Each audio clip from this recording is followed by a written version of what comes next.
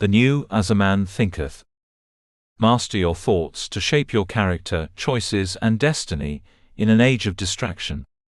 By T.M. Light. Description: Discover the New as a Man Thinketh, a powerful modern guide to mastering your thoughts and transforming your life in an age of constant distraction. This motivational book explores how thought shapes character, choices, emotions, and destiny, offering practical insight into building mental discipline, emotional mastery, and purposeful living. Learn how to break automatic thinking patterns, reclaim focus, and develop a stronger sense of identity and direction. Perfect for readers seeking self-improvement, mindset transformation, and personal growth, this book helps you become the conscious architect of your life by aligning your thoughts with clarity, purpose, and long-term success. Chapter Outline. Introduction: The Battle for the Mind in the Age of Noise. Chapter 1: You are not your thoughts, but you are shaped by them. Chapter 2: The Invisible Architect, How Thoughts Build Character. Chapter 3: The Attention Economy and the Hijacking of the Mind. Chapter 4: The Quality of Thought Determines the Quality of Life. Chapter 5: Breaking the Cycle of Automatic Thinking. Chapter 6: Building a Mind that Works for You, Not Against You. Chapter 7: Emotional Mastery Through Thought Regulation. Chapter 8: Identity as a Thought Structure. Chapter 9: Purpose, Vision, and the Direction of Thought. Chapter 10: Mastery in a Distracted World. Conclusion: Becoming the Conscious Architect of Your Life. Introduction: The Battle for the Mind in the Age of Noise. There has never been a time in human history when the mind has been so heavily contested. Not in times of war, not in times of political upheaval, not even in the great industrial revolutions that reshaped entire civilizations. Today, the battlefield is not primarily land, resources, or territory. The battlefield is attention. And the prize being fought over is your mind.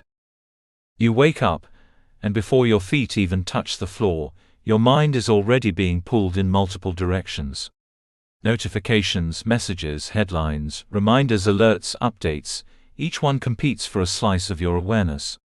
What used to be a quiet internal world, where thoughts formed slowly and meaningfully, has now become a crowded marketplace of voices, opinions, and distractions. You are no longer just thinking your thoughts. You are absorbing them. This is the reality of the modern age. Thoughts are no longer entirely yours by default. They are influenced, shaped, interrupted, and often dictated by external systems designed to capture and hold your attention.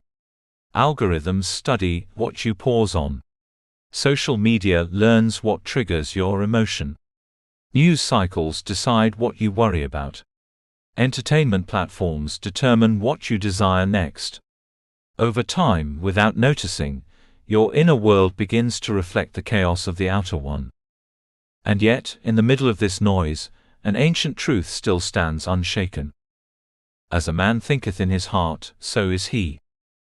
James Allen wrote these words in a world that had no smartphones, no digital feeds, no infinite scroll. And still, his insight penetrated to the deepest level of human existence, that a person becomes the sum of their dominant thoughts. But in our age, this truth must be expanded. Because today, thinking is no longer a purely internal process. It is an environment shaped by constant interference. You are not only what you think. You are what is repeatedly placed in front of your thinking. This is why the modern mind is both powerful and vulnerable. Powerful, because it has access to more knowledge, ideas, and perspectives than ever before. Vulnerable, because it is exposed to more manipulation, fragmentation, and distraction than any generation before it. The same tools that can elevate your understanding can also scatter your focus. The same platforms that can educate you can also condition you into mental restlessness. To understand this is to begin the journey of reclaiming yourself. Because if thoughts shape character, and character shapes destiny, then whoever controls your thoughts even indirectly influences the trajectory of your life. This is not an abstract idea. It is a lived reality playing out quietly in millions of lives. The quality of your thinking determines the quality of your decisions. The quality of your decisions determines the quality of your habits. And your habits, repeated over time, become the architecture of your future. But here is the deeper truth that often goes unnoticed. Most people are not consciously choosing their dominant thoughts.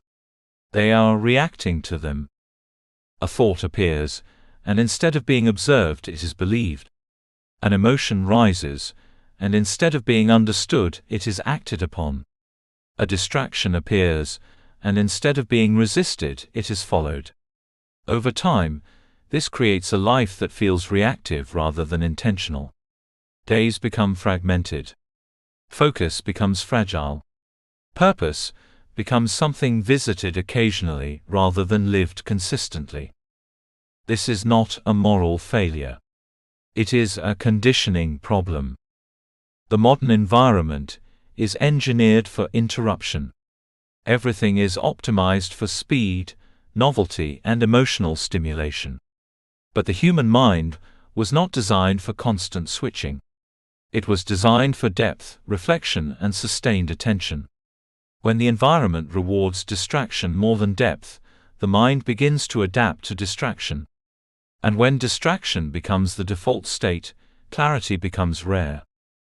This is why so many people today feel mentally exhausted, even when they have not done anything physically demanding. It is not the body that is overworked. It is the mind that is overstimulated. Constant input without reflection creates internal noise.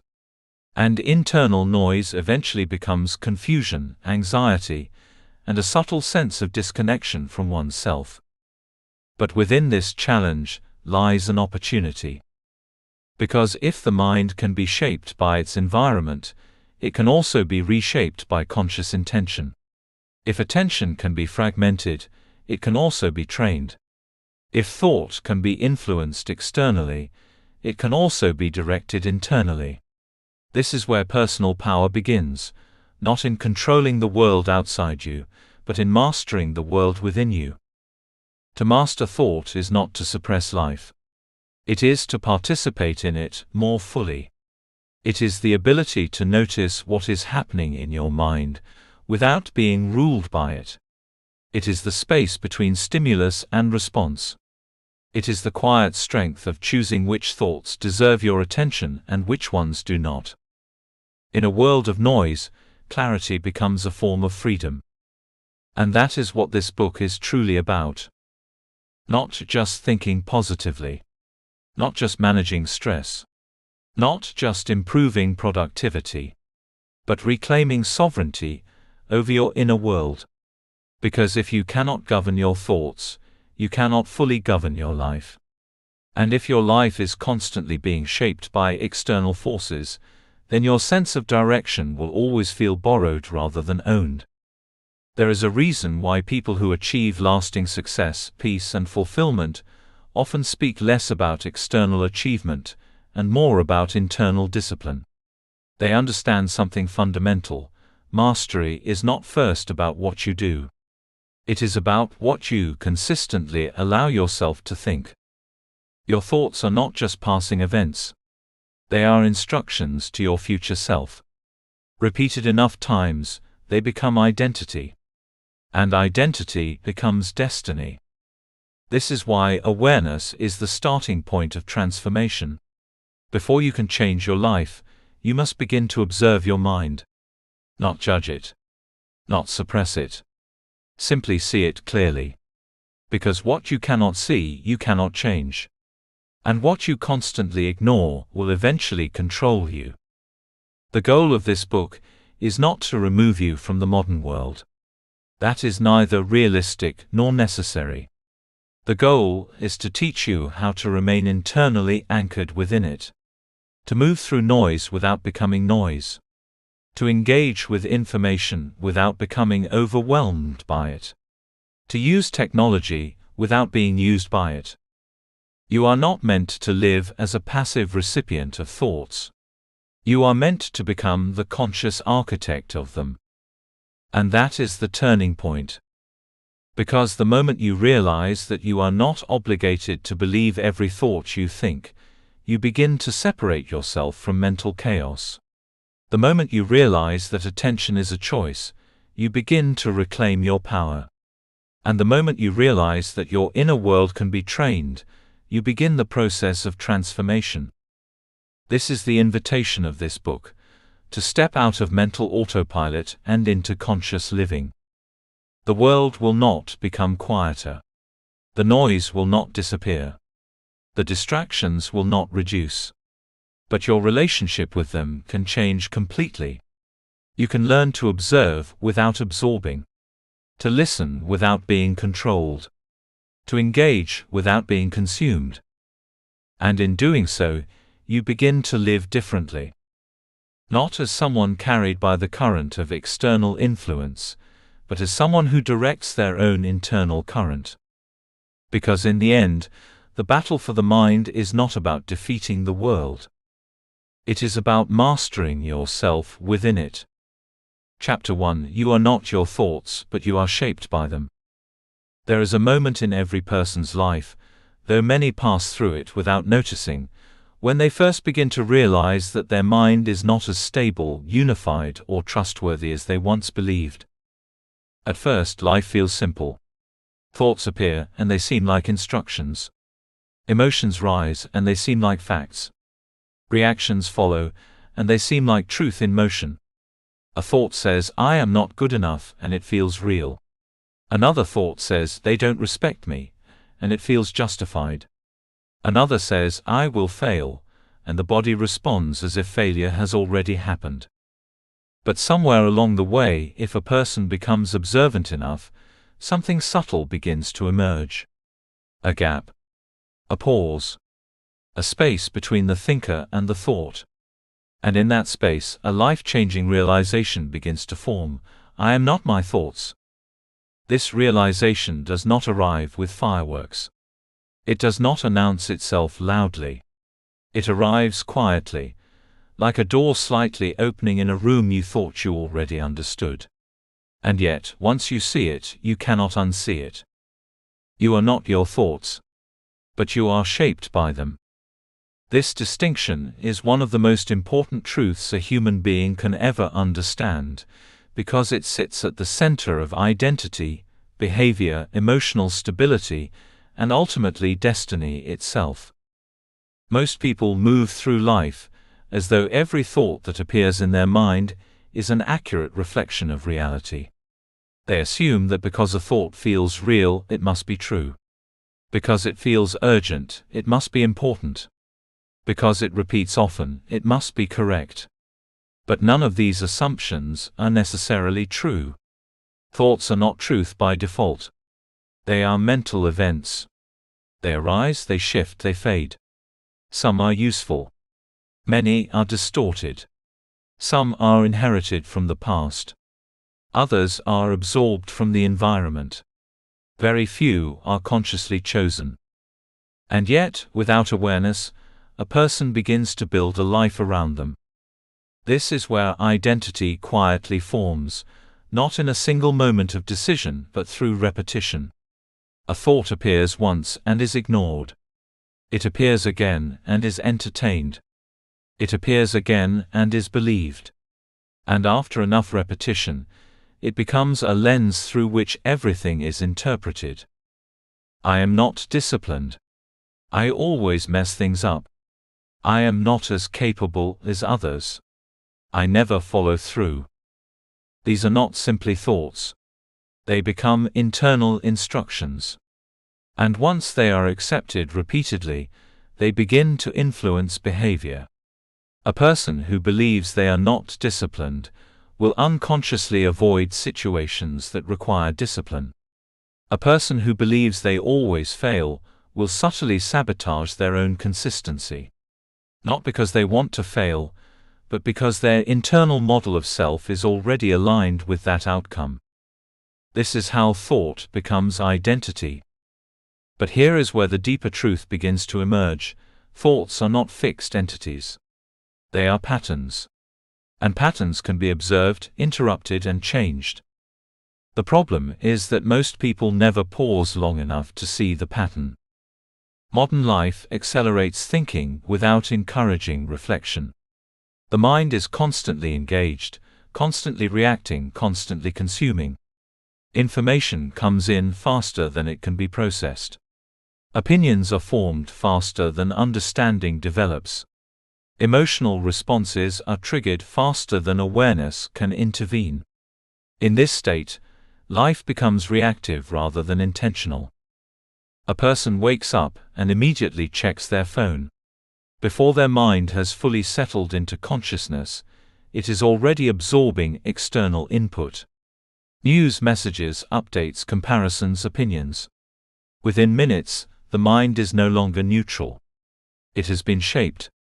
And what has shaped it? Not intention, but exposure.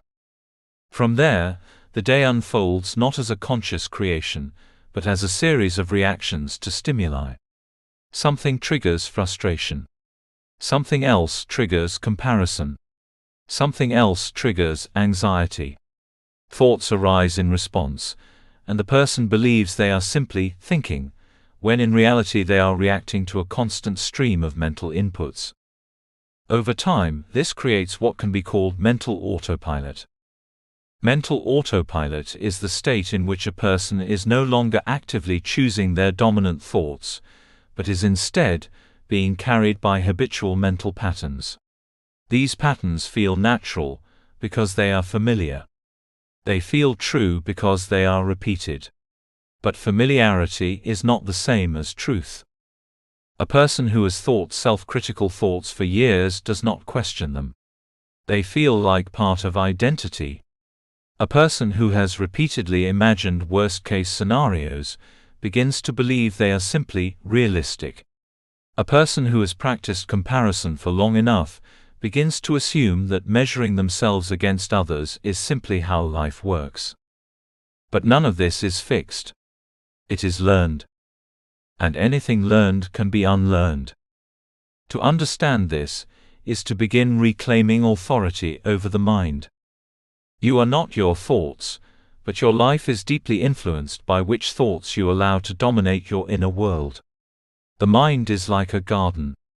You may not be able to stop seeds from entering, but you are responsible for what you cultivate. If you do not consciously observe what is growing, anything can take root. And what takes root repeatedly will eventually shape the landscape of your experience. This is why awareness is the first true step toward transformation. Not discipline. Not motivation. Not even action. Awareness. Because without awareness, a person cannot see the patterns they are trapped in. And if they cannot see the pattern, they cannot change it. They can only repeat it with increasing frustration. Awareness begins with something deceptively simple: noticing. Noticing when a thought arises, without immediately believing it. Noticing when an emotional reaction appears, without immediately acting on it. Noticing when the mind jumps to conclusions without evidence. Noticing when the inner dialogue becomes harsh, critical, or fearful. At first, this noticing feels unnatural. The mind is used to being followed, not observed. Thoughts are used to being obeyed, not questioned. Emotions are used to being expressed instantly, not paused. So when awareness first enters the picture, it creates friction. The mind resists being watched. It prefers invisibility. But with time, something extraordinary happens. The space between thought and reaction begins to widen. Instead of instantly reacting to anger, there is a pause. Instead of immediately accepting a negative thought, there is curiosity. Instead of being swept away by emotion, there is observation. And in that space, freedom begins to emerge. Freedom does not come from having no thoughts. That is not realistic. Freedom comes from no longer being unconsciously controlled by thoughts. It comes from the ability to see a thought clearly, without being absorbed by it. To recognize it as mental activity rather than identity. I am having the thought that I am not enough becomes more powerful than I am not enough. Because the first statement creates distance. The second creates identity. This shift is subtle but profound. It is the difference between being inside a storm and watching the storm pass through the sky. Most people live inside their thoughts. They are immersed in them, identified with them, emotionally entangled with them. But when awareness develops, a new position becomes possible. The position of the observer. The one who sees thoughts arise, move and dissolve without becoming them. This does not mean detachment from life. It means clarity within it. And clarity changes everything. Because once you can see your thoughts clearly, you can begin to choose which ones to strengthen and which ones to weaken. You begin to understand that repetition is power. Whatever you repeat mentally begins to feel more real. And whatever feels more real begins to influence behavior more strongly. A person who repeatedly practices self-doubt strengthens hesitation. A person who repeatedly practices possibility strengthens courage. A person who repeatedly rehearses failure strengthens avoidance. A person who repeatedly rehearses growth strengthens action. This is why internal dialogue matters more than most people realize. Your mind is constantly shaping your future through subtle repetition. Even when you are not acting, you are rehearsing. Even when you are silent, you are reinforcing patterns. And over time, those patterns become identity. But identity is not a prison. It is a structure. And structures can be rebuilt. This is where responsibility enters, not the burden of blame but the power of authorship. If your thoughts have been shaping your life unconsciously, then bringing awareness to them gives you the ability to reshape them consciously. This is not about perfection. It is about direction. You will not control every thought. No one does. The mind produces thoughts the way the sky produces weather. But you can learn to choose which thoughts you engage with, which ones you reinforce, and which ones you allow to pass without attention. And this is where transformation truly begins. Because the quality of your life is not determined by the presence of thoughts, but by your relationship with them. When you believe every thought, you become unstable. When you question every thought, you become exhausted. But when you observe thoughts without immediate identification, you become grounded. You become centered. You become capable of choosing responses, instead of reacting blindly. This is the beginning of emotional maturity. And emotional maturity is not the absence of emotion. It is the ability to experience emotion without being controlled by it. Just as you are not your thoughts, you are not your emotions either. They are experiences passing through awareness. Powerful, yes. Meaningful, yes. But not absolute. When a person begins to understand this, something in them softens. The pressure to believe every mental narrative begins to loosen. The urgency to react to every internal signal begins to fade. Life becomes less like a constant emergency, and more like a process of observation and response. And in that space, growth becomes possible. Because growth does not happen in chaos. It happens in clarity. You are not your thoughts. But your life is shaped by the thoughts you repeatedly entertain. This is the paradox and the power of human experience. You are free from your thoughts in essence, but influenced by them in practice. And the bridge between those two realities is awareness. Without awareness, thoughts become identity. With awareness, thoughts become tools. And once you see this clearly, you can never again look at your mind in the same way. You begin to realize that you are not inside your thoughts. Your thoughts are inside you, and you are the space in which they appear. That space is where your power begins. Chapter 2: The Invisible Architect: How Thoughts Build Character. There is something most people never fully realize about themselves until life forces them to confront it. Character is not something you suddenly discover. It is not a fixed trait you are born with, nor a title you inherit from your past, nor a label assigned to you by others. Character is something quietly built, moment by moment, thought by thought, decision by decision, often without your awareness. It is an invisible construction. And you are the architect. Not in the dramatic sense, where you consciously design every detail of your personality, but in a far more subtle and powerful way, through the thoughts you repeat when no one is watching, through the internal conversations you allow to go unchallenged, through the beliefs you accept about yourself without investigation. Every human being is constantly engaged in this silent construction process. Even when life feels stagnant, the mind is not. Even in stillness, something is being reinforced. Every thought you entertain is like a brick placed into a structure that will eventually become visible in your behavior, your decisions, your reactions, and your destiny. This is why two people can experience similar circumstances and emerge with entirely different lives. It is not only the events that shape them, but the interpretation of those events. And interpretation is shaped by thought. Character does not begin with action. It begins with internal repetition. A person does not become disciplined because they perform one disciplined act. They become disciplined because they repeatedly think in disciplined ways. They do not become confident because of one success. They become confident because of repeated thoughts that reinforce capability, resilience, and self-trust. They do not become strong because life was easy. They become strong because their internal dialogue repeatedly reframes difficulty as something they can withstand and learn from. This is the invisible architecture of human character.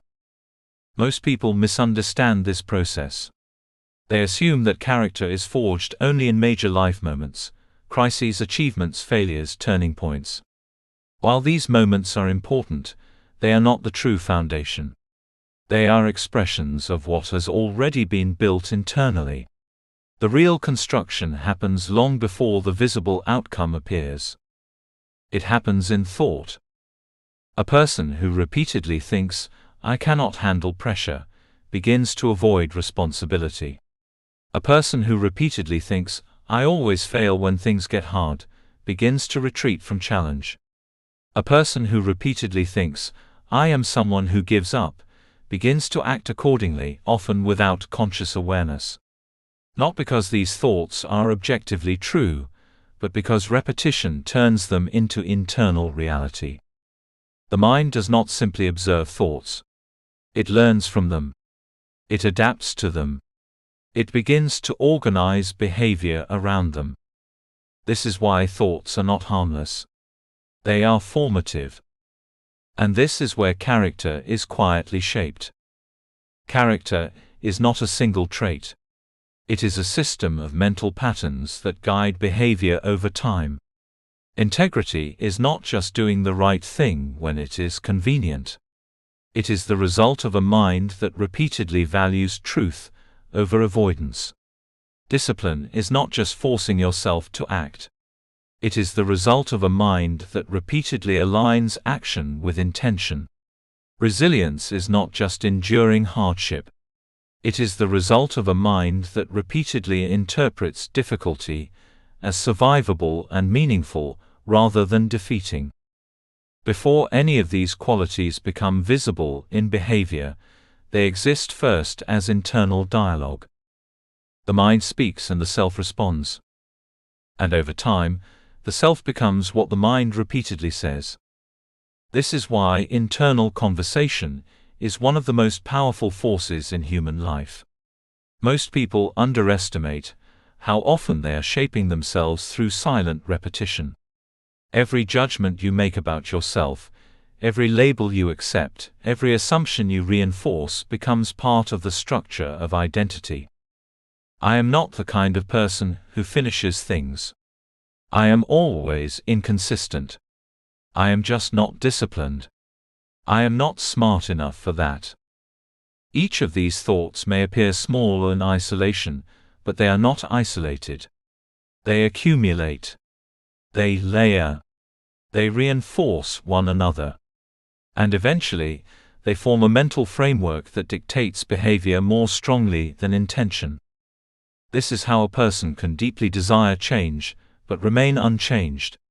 Not because they lack willpower, but because their internal architecture is aligned with a different identity. You cannot consistently behave in a way that contradicts what you repeatedly believe about yourself. This is why transformation begins internally. The world sees action, but action is downstream from thought. And thought is where identity is constructed. To understand this more deeply, imagine the mind as a workshop that never closes. In this workshop, thoughts are constantly being produced, shaped, and assembled into meaning. Some thoughts are deliberate. Many are automatic. But all of them contribute to the structure being built. Every time you think, "I will try again," you reinforce persistence. Every time you think, "This is too hard," you reinforce avoidance. Every time you think, "I can learn this," you reinforce adaptability. Every time you think, "This is not for me," you reinforce limitation. The workshop never stops working. Even when you are not consciously aware of it, construction continues. And here is where most people lose power. They assume they are passive observers of this process. They believe their personality is something that simply is, rather than something that is being continuously shaped. They identify with their current patterns, instead of recognizing them as temporary structures, formed through repetition. But once you see this clearly, something shifts. You realize that you are not fixed. You are built. And anything that is built can be rebuilt. This realization is both unsettling and liberating. It is unsettling because it reveals that many of your current limitations are not permanent truths, but learned patterns. It is liberating because it means you are not trapped by them. Character then becomes a matter of design. Not in the sense of artificial performance, but in the sense of intentional alignment. You begin to ask not only, "Who am I?" but, "What am I repeatedly thinking that is creating who I am becoming?" This question changes everything. Because it turns attention inward to the source of identity formation, rather than outward to the results of identity. It reveals that the real work is not just in changing actions, but in changing the thoughts that precede those actions. For example, discipline is often misunderstood as force.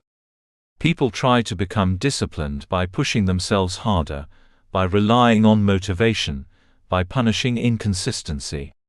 But discipline built only on force is fragile. It collapses under pressure. True discipline is built in thought long before it is expressed in behavior. It begins with internal agreement. A quiet decision repeated so often that it becomes natural: "I do what I say I will do." That thought, repeated consistently, becomes identity. And identity becomes action without struggle. The same is true for resilience. A person does not become resilient by avoiding hardship. They become resilient by repeatedly interpreting hardship through a lens of meaning and growth. This is difficult, but I can learn from it. This challenge is shaping me. I have survived difficult things before. These are not just comforting ideas. They are structural thoughts. They shape how the mind responds under pressure. And over time, they determine whether a person collapses or adapts. Even integrity is built in thought before it is tested in action. Integrity is not only about doing what is right when it is easy. It is about the internal commitment to truth that exists long before external temptation appears. A person who repeatedly thinks in honest ways becomes someone who naturally acts in honest ways. A person who repeatedly justifies small dishonesty begins to erode their own sense of trustworthiness long before anyone else notices. This is why small thoughts matter. Because there are no truly small thoughts, only repeated ones. And repetition is what builds character. The challenge is that most of these thoughts happen automatically. They are inherited from past experiences, from environment, from culture, from early conditioning. A person may not consciously choose them, but they still reinforce them. This is how identity can be formed without intention. But awareness interrupts this cycle. When you begin to observe your thoughts, you begin to see patterns you were previously blind to.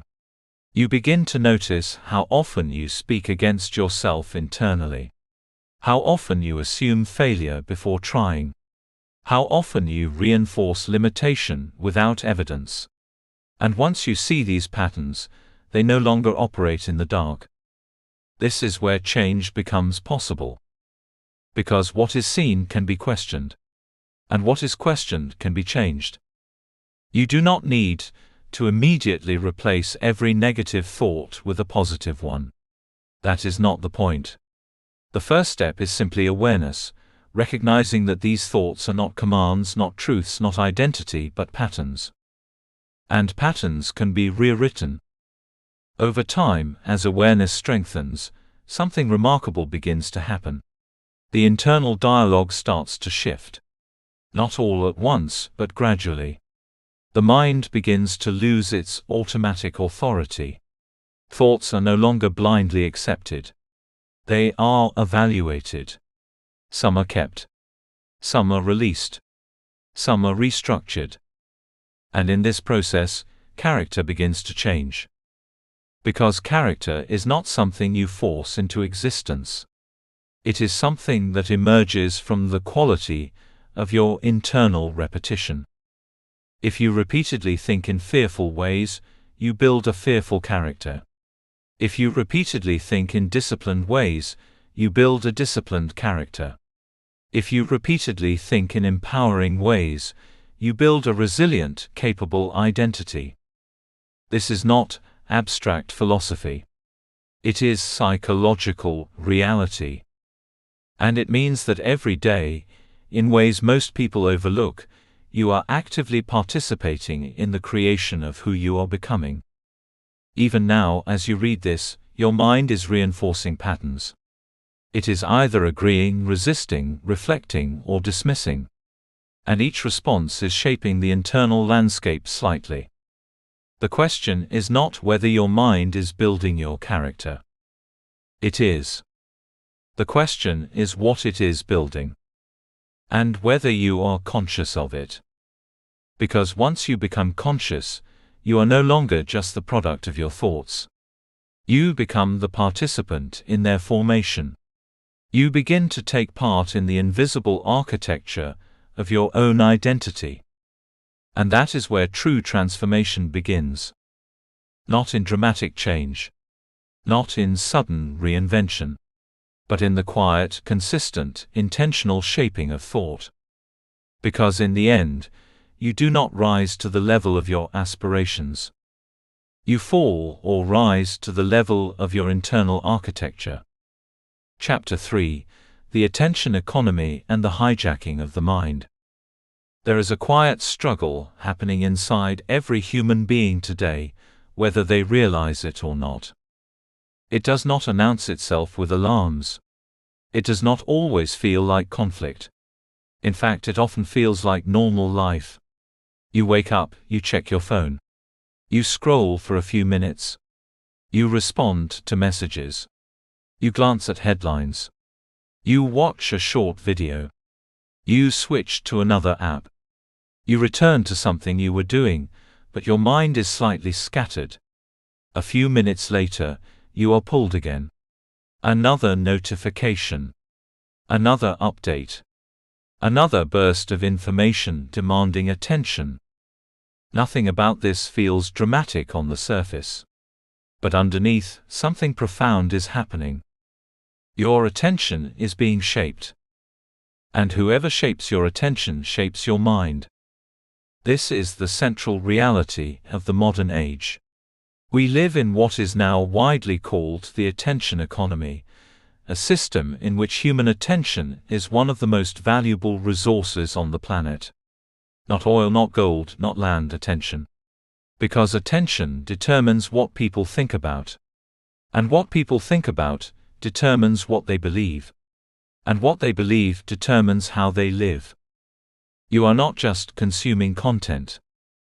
You are being trained by it. This is not an exaggeration.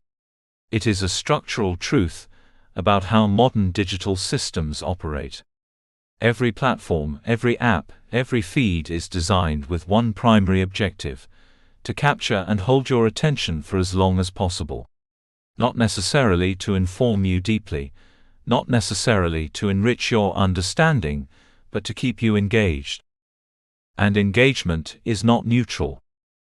Engagement is shaping. Because whatever you repeatedly engage with begins to shape your internal world.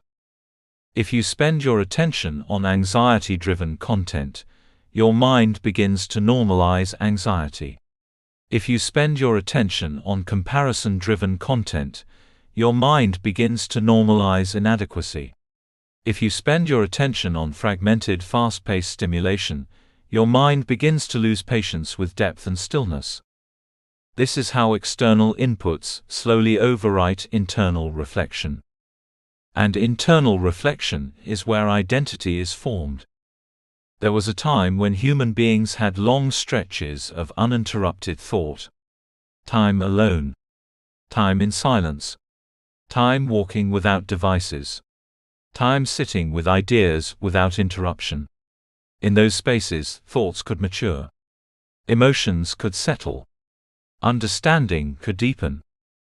But in the modern attention economy, those spaces are shrinking. Silence is no longer the default state. It is something you have to actively create. And in the absence of silence, something else fills the gap: input. Constant input. Endless input. Rapid input. Emotional input.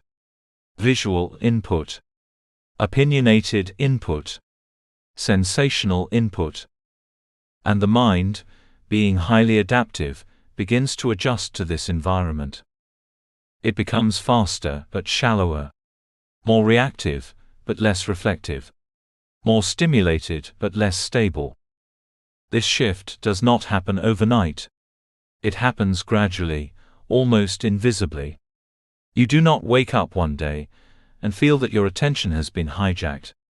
Instead, you slowly notice that sitting still feels harder than it used to. That reading long texts feels more difficult. That deep thinking feels more tiring.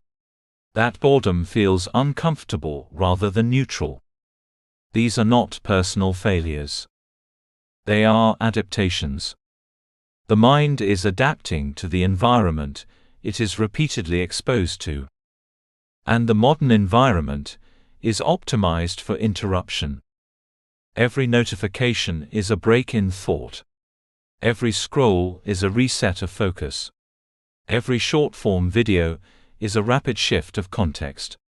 Every algorithmic feed is a carefully engineered sequence of stimuli designed to keep you from leaving.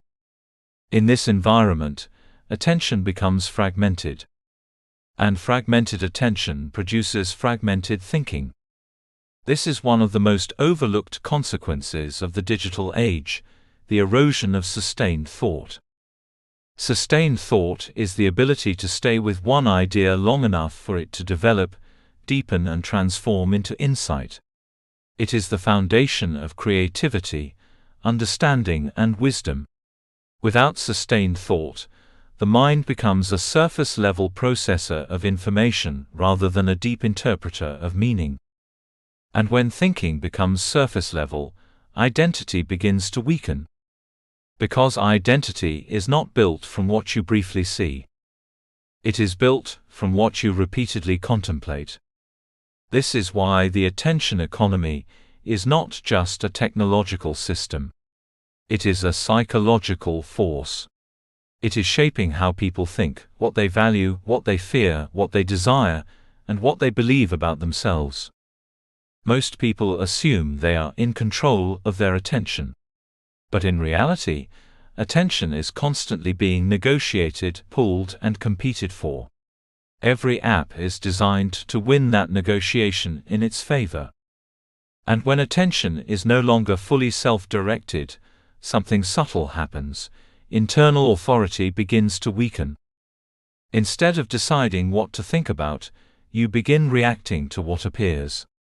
Instead of choosing focus, you begin following stimulation. Instead of directing your mental energy, you begin dispersing it. This is the hijacking of the mind. Not through force, not through coercion, but through attraction. And attraction is powerful because it feels like choice. You are not forced to open your phone. You choose to. You are not forced to scroll. You allow it. You are not forced to consume content. You engage with it. But beneath those choices, there is a system designed to make those choices almost inevitable through psychological design. Infinite scroll removes natural stopping points. Notifications create urgency. Personalized feeds remove friction. Short-form content reduces effort. The result is a system that feels like freedom but functions like conditioning. And slowly, the mind begins to adjust its expectations. It begins to expect constant stimulation. It begins to resist boredom. It begins to crave novelty. It begins to lose tolerance for stillness. But stillness is where depth lives. Without stillness, there is no reflection. Without reflection, there is no clarity. Without clarity, there is no intentional direction. And without intentional direction, life becomes reactive. This is where many people find themselves, without fully realizing how they arrived there. They are busy, but not deeply fulfilled. Stimulated, but not deeply satisfied. Connected, but not deeply centered. They consume more information than any generation before them, yet often feel less grounded in themselves. This is the paradox of the attention economy. More access, less depth. More input, less clarity. More stimulation, less peace. But understanding this paradox is the beginning of reclaiming control. Because once you see how attention is being shaped, you can begin to shape it yourself. This is where awareness becomes power. Attention is not just a mental function. It is a life-shaping force. Whatever you consistently pay attention to becomes the dominant influence in your mental world. If your attention is scattered, your mind becomes scattered. If your attention is intentional, your mind becomes intentional. This is why the battle is not over information. It is over attention. Information is abundant. It is overwhelming. It is everywhere. But attention determines what information becomes meaningful. And meaning is what shapes identity. If you repeatedly give your attention to fear-based narratives, your mind begins to interpret reality through fear. If you repeatedly give your attention to comparison, your mind begins to interpret your life through inadequacy. If you repeatedly give your attention to growth-oriented ideas, your mind begins to interpret challenges as opportunities. Attention is not passive. It is creative. It creates your internal world. And your internal world shapes your external life. This is why distraction is not harmless. It is not just a loss of productivity. It is a gradual reshaping of identity. Every moment of attention given away without intention is a moment of internal direction surrendered. Not in a dramatic sense, but in a cumulative sense. Over time, these moments add up. They form patterns. They shape tendencies. They influence beliefs. And beliefs shape behavior. This is how distraction becomes identity-level influence. A person who constantly consumes fragmented content begins to think in fragmented ways. A person who constantly switches attention begins to struggle with sustained focus. A person who constantly reacts to external stimuli begins to lose contact with internal direction.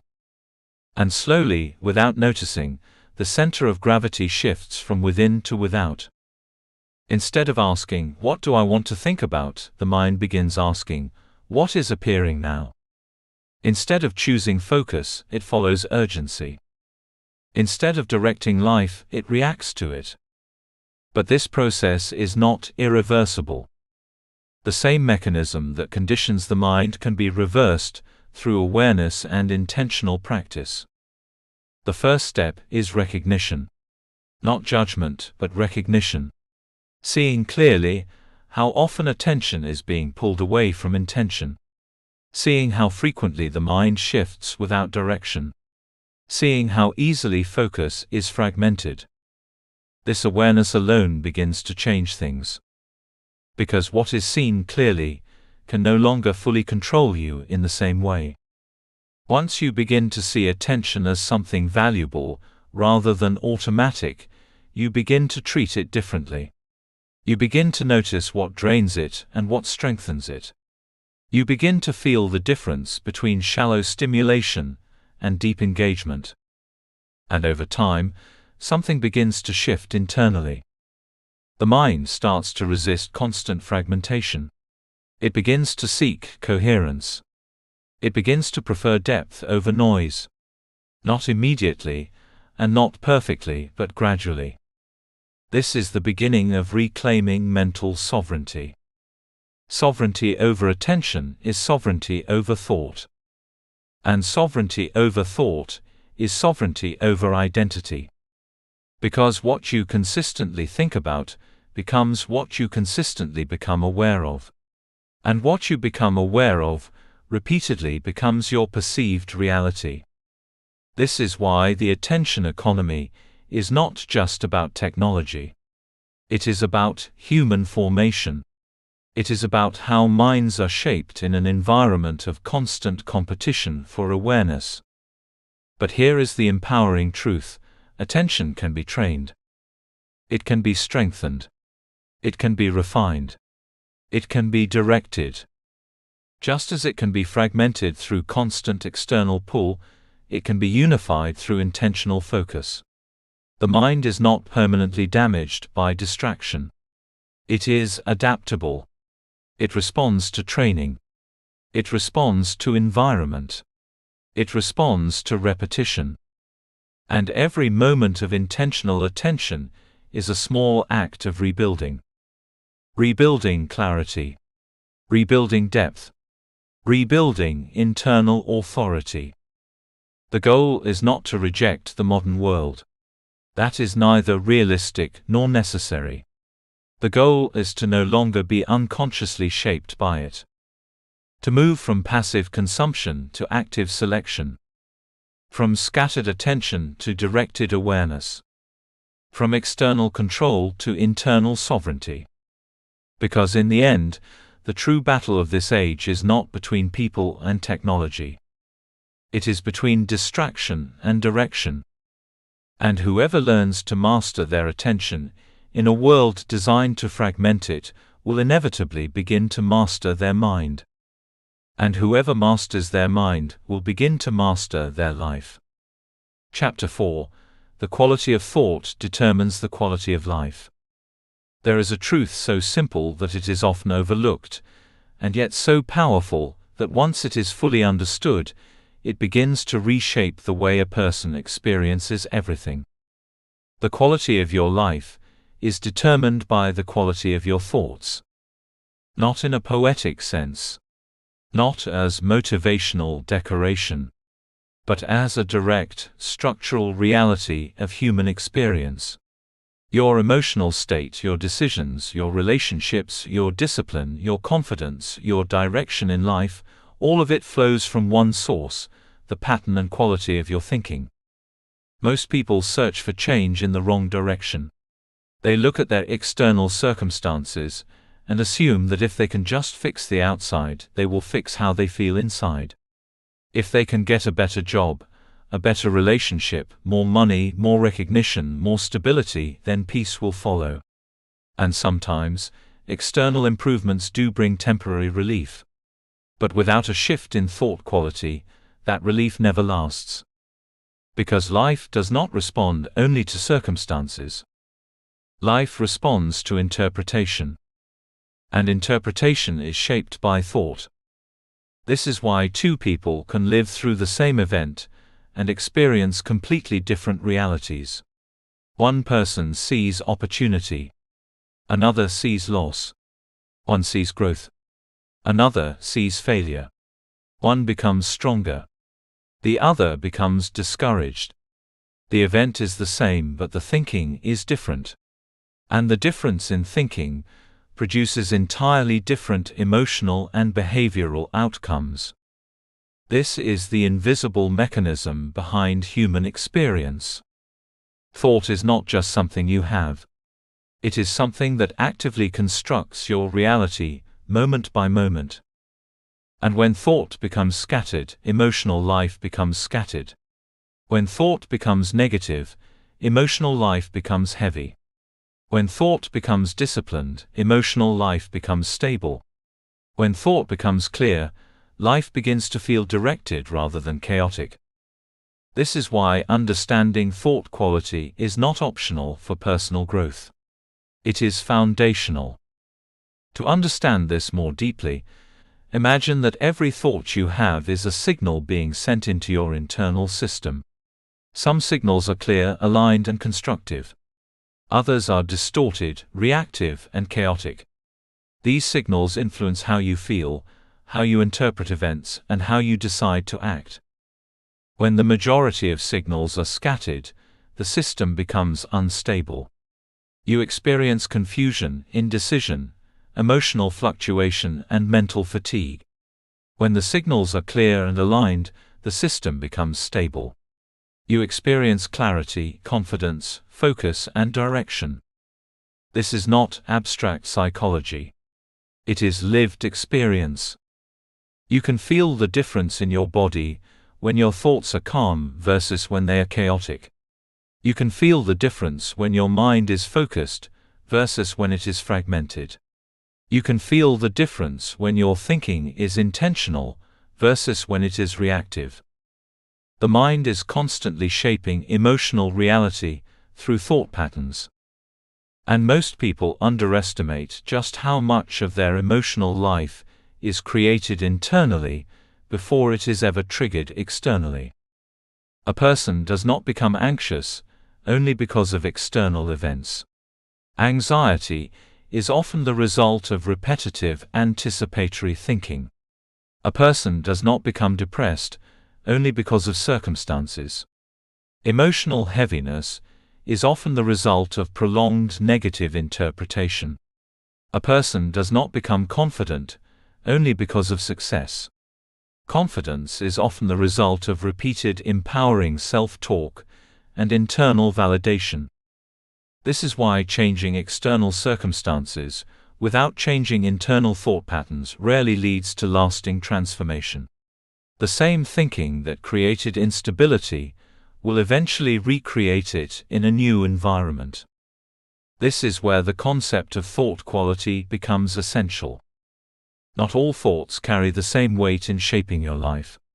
Some thoughts are fleeting. Others are foundational. Some thoughts are reactive. Others are intentional. Some thoughts drain energy. Others build it. Some thoughts create confusion. Others create direction. The quality of your life depends on which type of thoughts dominate your inner world. Low-quality thinking is characterized by repetition without reflection, reaction without awareness, and interpretation without clarity. It often involves assumptions, fears, comparisons, and mental noise that are not grounded in present reality. High-quality thinking, on the other hand, is characterized by awareness, clarity, intentionality, and alignment with reality rather than distortion.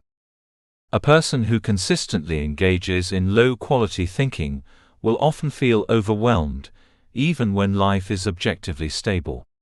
A person who consistently cultivates high-quality thinking will often feel grounded, even in the presence of external challenges. This is because emotional experience is not purely a response to events. It is a response to interpretation of events. And interpretation is shaped by the mind's habitual patterns. This is where the framework of inputs and outputs becomes powerful. Your mind operates like a system that receives inputs and produces outputs. Inputs include what you consume mentally: information, conversations, media, environments, and internal dialogue. Outputs include your emotions, decisions, behaviors, and ultimately your life outcomes. If the inputs are chaotic, the outputs will reflect that chaos. If the inputs are intentional, the outputs will reflect that intentionality. But here is the deeper layer most people miss: internal thoughts are also inputs.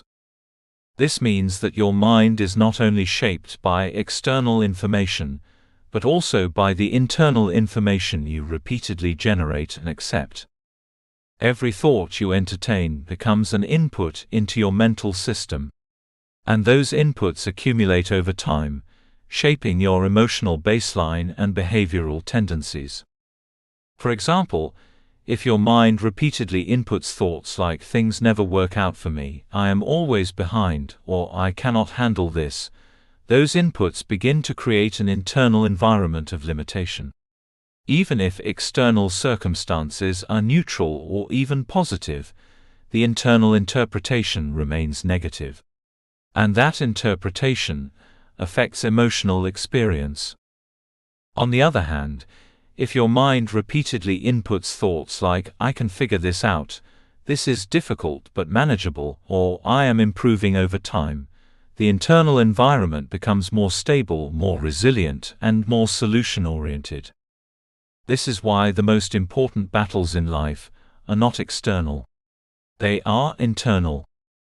Because external reality is filtered through internal interpretation. And interpretation is shaped by thought quality. Most people do not realize that they are constantly participating in the creation of their emotional state through silent mental repetition. The mind is never idle. Even in moments of stillness, it is producing commentary, judgment, prediction, and reflection. And these mental activities are not neutral.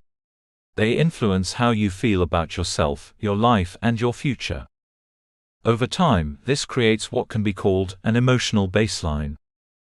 An emotional baseline is the default state your mind returns to when nothing external is actively demanding your attention.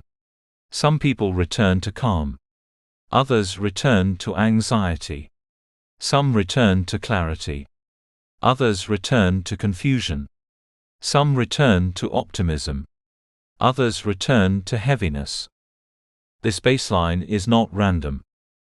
It is built through repeated thought patterns. And repeated thought patterns are shaped by both internal dialogue and external inputs. This is why mental discipline is not just about controlling behavior. It is about curating thought quality. Because if you do not consciously manage the quality of your thoughts, your mind will default to whatever patterns are most frequently reinforced, often influenced by fear, habit, and environment. But once you begin to understand this, you gain the ability to intervene. You begin to notice the difference between thoughts that clarify and thoughts that distort. Thoughts that strengthen and thoughts that weaken. Thoughts that move you forward and thoughts that keep you stuck in repetition. And this awareness is transformative. Because the moment you begin to observe thought quality, you stop being fully controlled by it. You begin to realize that not every thought deserves equal authority. Some thoughts are simply noise. Others are outdated patterns from past experiences. Others are emotional reactions that do not reflect current reality. And only some thoughts are truly aligned with clarity, truth, and constructive direction. Learning to distinguish between these is one of the most important skills a human being can develop, because it allows you to stop treating every thought as a command. Instead, thoughts become data. Information to be evaluated, not instructions to be obeyed. And this shift changes everything. A person who treats every thought as truth lives in emotional instability. A person who evaluates thoughts as information begins to develop emotional stability. They are no longer swept away by every mental wave. They begin to stand apart from it, observe it, and choose how to respond. This is where emotional mastery begins. Not in suppression, but in discernment. The ability to recognize thought quality determines emotional quality. And emotional quality determines the quality of decisions you make in life. Because decisions are rarely made in emotional neutrality. They are made in emotional states. And emotional states are created by thought patterns. A confused mind produces confused decisions. A fearful mind produces avoidant decisions. A scattered mind produces inconsistent decisions. A clear mind produces aligned decisions. A disciplined mind produces consistent decisions. This is why thought quality determines life trajectory. Because life is built on decisions. And decisions are built on thoughts. This chain is continuous and unavoidable. But it can be influenced. And that is where personal power lies. Not in controlling everything that happens externally, but in refining the internal system that interprets everything that happens externally. When thought quality improves, emotional stability improves. When emotional stability improves, decision-making improves. When decision-making improves, behavior improves. When behavior improves, life outcomes improve.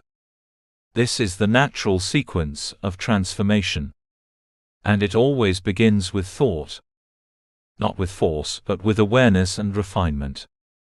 To live without awareness of thought quality is to live reactively. It is to be shaped by whatever thoughts happen to dominate the mind at any given moment. It is to allow internal chaos to define external direction. But to live with awareness of thought quality is to begin living intentionally. It is to begin shaping internal experience rather than being shaped by it. It is to take responsibility for the mental environment you inhabit. This does not mean every thought becomes positive. That is neither realistic nor necessary. It means that you begin to recognize the difference between thoughts that serve your growth and thoughts that undermine it. And over time, you begin to strengthen the former while weakening the latter. This is mental discipline in its purest form. Not suppression. Not control in the rigid sense. But cultivation. Cultivating clarity over confusion. Direction over chaos. Awareness over reactivity. Because in the end, the quality of your life is not determined by the absence of difficulty. It is determined by the quality of your thinking in response to difficulty. And once you truly understand this, you begin to realize something profound. You are not simply living your life. You are thinking your life into existence moment by moment through the quality of your thoughts. Chapter 5: Breaking the Cycle of Automatic Thinking. There is a strange kind of silence that exists within most human lives, even when everything around them is loud. It is not the silence of peace. It is the silence of awareness that has not yet been awakened. It is the silence of a mind moving so quickly through familiar patterns that it no longer notices it is repeating itself. Thoughts arise, emotions follow, reactions unfold, and yet nothing feels consciously chosen. Everything feels automatic, natural, almost inevitable. And that is the danger. Because what feels inevitable is often just habitual. Most people do not realize how much of their inner life is not actually being lived in real time. Instead, it is being replayed. Recycled patterns of thinking, emotional responses that have been rehearsed for years, interpretations of events that were formed long ago but still operate in the present as if they are new. This is what it means to live inside automatic thinking. It is not that the mind is broken. It is that the mind is efficient. It learns patterns, stores them, and reuses them to save energy. This efficiency is useful for survival. It allows you to walk, speak, and perform daily tasks without needing to consciously reconstruct every action. But when this same mechanism is applied to emotional and cognitive life, it becomes limiting. Because the mind does not only automate actions, it automates thinking. And when thinking becomes automated, identity becomes predictable. A person who has repeatedly responded to stress with anxiety will begin to experience anxiety automatically when stress appears. A person who has repeatedly responded to criticism with defensiveness will begin to feel defensive before they even fully understand what was said. A person who has repeatedly responded to uncertainty with fear will begin to interpret ambiguity as threat. These reactions feel immediate, but they are not new. They are echoes of past repetition. This is the cycle of automatic thinking. A trigger appears, a thought pattern activates, an emotional response follows, and a behavioral reaction completes the loop. And once the loop is completed, it reinforces itself. The mind learns this is how we respond and stores it for future use. Over time, these loops become so familiar that they feel like personality. But in reality, they are conditioned responses. And anything conditioned can be interrupted. This is where awareness becomes the turning point. Awareness is not about stopping thoughts. It is not about forcing the mind into silence. It is not about controlling every mental event. Awareness is simply the ability to notice what is happening as it is happening. To see the loop while it is still forming. To recognize the pattern while it is still unfolding. To become conscious of what was previously unconscious. This is where freedom begins. Because you cannot change what you do not see. Most people live inside their thought loops without realizing they are loops. They believe they are responding to reality directly, when in fact they are responding to interpretations shaped by past conditioning. A situation occurs, and instead of seeing it clearly, the mind immediately filters it through a familiar pattern. If the pattern is fear, everything becomes threatening. If the pattern is doubt, everything becomes uncertain. If the pattern is comparison, everything becomes a measure of inadequacy. If the pattern is control, everything becomes something to manage or resist. Reality itself is not experienced directly. It is interpreted through repetition. And repetition becomes identity. This is why breaking automatic thinking is not just a mental exercise. It is a form of self-liberation. It is the process of stepping out of inherited responses and into conscious choice. But to do this, one must first understand how deeply automatic thinking is tied to emotion. Emotions are not random. They are signals that are often triggered by interpretation. And interpretation is shaped by thought patterns. When a familiar trigger appears, the mind does not pause to analyze it from scratch. It retrieves a stored response. That response brings with it an emotional charge. and that emotional charge feels immediate and real. For example, imagine a person who has repeatedly associated rejection with personal inadequacy. Over time, even subtle signs of disapproval may trigger an internal narrative of "I am not enough." This narrative appears so quickly that it feels like truth, not interpretation. The emotional response, sadness, anxiety, withdrawal, follows instantly. And because the emotional response feels real, the thought behind it is rarely questioned. This is how cycles are reinforced. Not through conscious decision but through speed. The faster a thought-emotion loop runs, the less space there is for awareness. And without awareness, there is no interruption. So the goal is not to eliminate speed entirely. That is neither possible nor necessary. The goal is to introduce space within the cycle. A moment of recognition. A pause between trigger and response. A gap in which awareness can enter. This gap is where transformation lives. Because in that gap something powerful becomes possible: choice. Without awareness, there is reaction. With awareness, there is response. Reaction is automatic. Response is conscious. And the difference between the two determines the direction of your life. Breaking the cycle of automatic thinking begins with noticing that a cycle exists.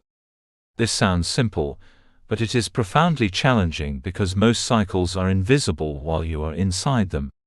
You do not see the pattern while you are following it. You only see it after it has already played out. This is why self-reflection is essential. Not reflection in the sense of judgment, but reflection in the sense of observation. Looking back at moments where emotional reactions felt disproportionate. Asking not, "Why did I fail to control myself?" but, "What pattern was operating here?" Because every repeated emotional reaction has a structure behind it. And that structure can be understood. Once understood, it begins to lose its automatic power. For example, if a person notices that they consistently feel overwhelmed when faced with uncertainty, they can begin to see that overwhelm is not the first response. It is the result of a sequence.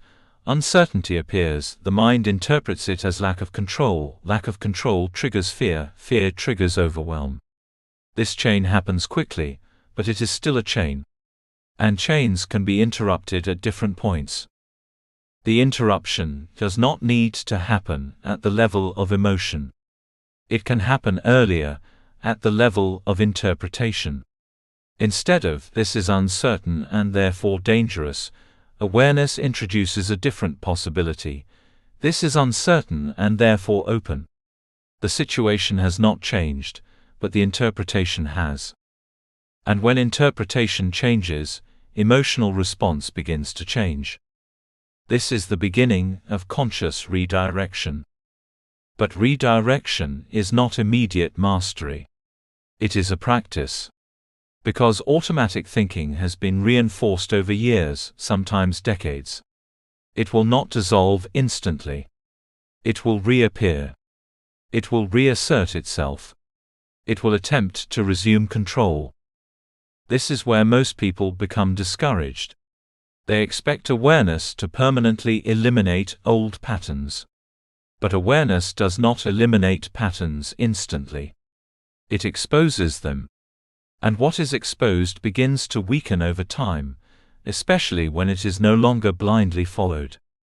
Every time an automatic thought is noticed instead of believed, its authority decreases slightly. Every time an emotional reaction is observed instead of acted upon immediately, its grip loosens. Every time a familiar loop is interrupted, even briefly, a new possibility is created. And those small interruptions accumulate. Over time they become space. And space becomes freedom. One of the most important realizations in breaking automatic thinking is understanding that you are not trying to fight the mind. You are learning to see it clearly. Fighting the mind creates tension. It creates resistance. It often strengthens the very patterns it tries to eliminate. But observation creates clarity. And clarity reduces unconscious influence. This is why awareness practices are not about suppression. They are about recognition. Recognition that a thought is just a thought. Not a command. Not a truth. Not an identity. Just a mental event passing through awareness. When this is understood deeply, the emotional charge of thoughts begins to reduce. A thought like, "I am failing," no longer immediately becomes a full emotional reality. Instead, it becomes something like, "There is a thought of failure present." And that shift, subtle as it is, creates distance. And in that distance, choice appears. You can choose to engage the thought or not. You can choose to examine it or let it pass. You can choose to act on it or observe it without action. This is where personal power begins to return. Not in controlling every thought, but in no longer being controlled by every thought. Another critical aspect of breaking automatic thinking is understanding emotional triggers. A trigger is not the problem. It is simply a signal that a pattern is active. The real work is not in avoiding triggers, but in changing the relationship to them. Most people try to avoid what triggers them. But avoidance only strengthens sensitivity. The more something is avoided, the more power it seems to have. True change comes not from avoidance, but from awareness in the presence of the trigger. When a trigger appears and awareness remains present, the automatic loop begins but does not complete in the same way.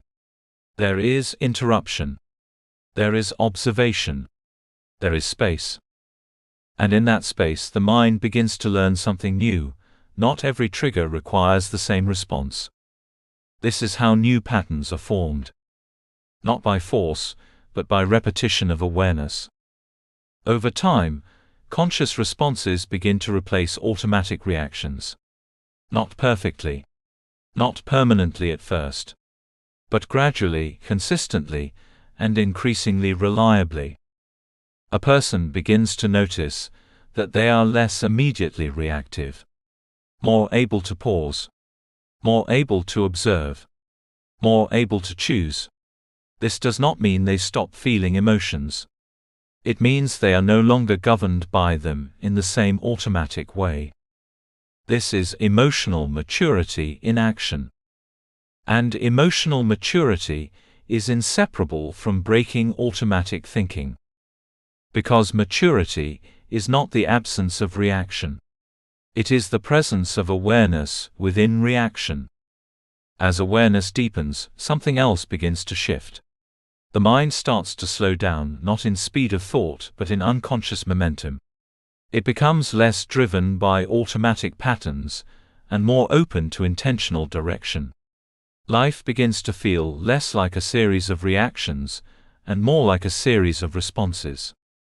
And this shift changes everything. Because a reactive life feels chaotic, even when externally stable. A responsive life feels grounded, even in uncertainty. This is the difference awareness creates. It does not remove challenges. It changes your relationship to them. And in doing so, it changes you. Breaking the cycle of automatic thinking is not a single achievement. It is a continuous practice of returning to awareness, again and again. Not because you failed, but because the mind naturally reverts to habit when left unattended. But each return strengthens something essential. It strengthens presence. And presence is the foundation of freedom. Because only in presence can you see clearly enough to choose differently. And only through repeated choosing do new patterns replace old ones. And only through new patterns does identity begin to transform. This is the quiet revolution happening within anyone who learns to interrupt their own mind. Not by force, but by awareness. Not by control, but by understanding. And not by escaping thought, but by finally learning how to see it clearly enough to no longer be controlled by it. Chapter 6: Building a Mind That Works for You, Not Against You. There comes a point in a person's inner journey when awareness alone is no longer enough. Awareness opens the eyes. It reveals the patterns. It exposes the cycles.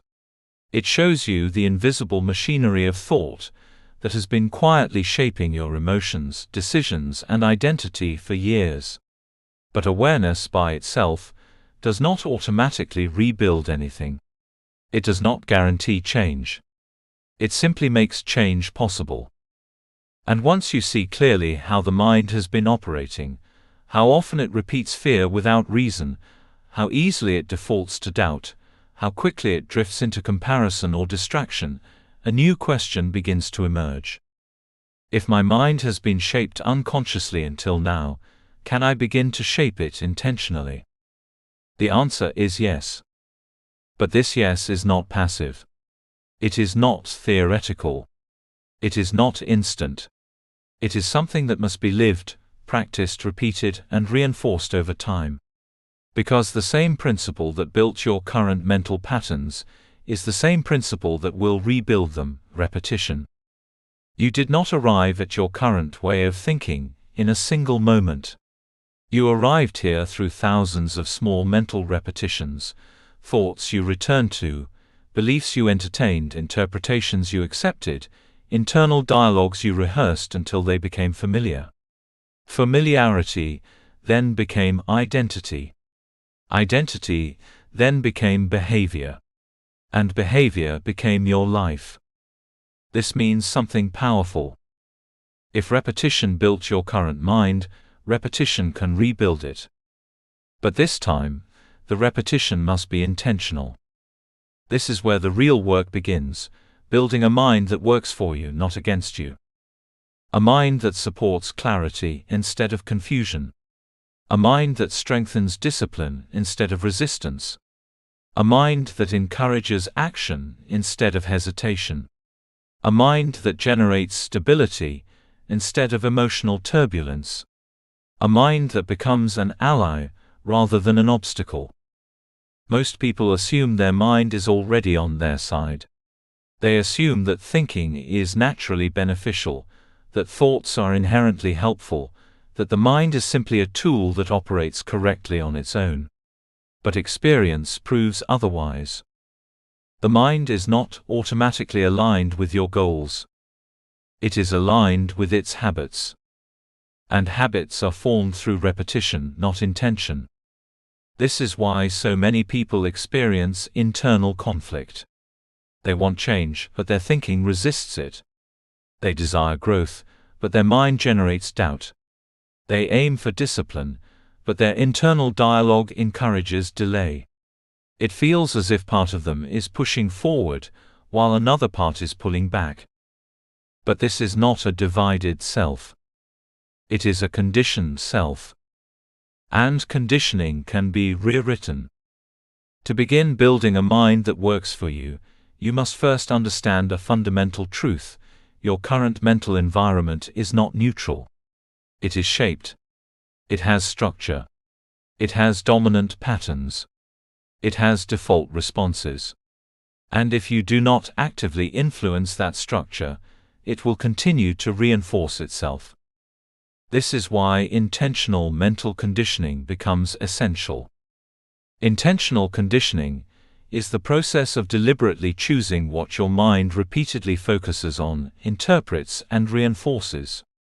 It is the practice of replacing unconscious repetition with conscious repetition. It is the shift from mental autopilot to mental authorship. At first, this idea can feel overwhelming. It may seem like trying to rebuild something that has been operating for years without your awareness. But transformation does not begin with total overhaul.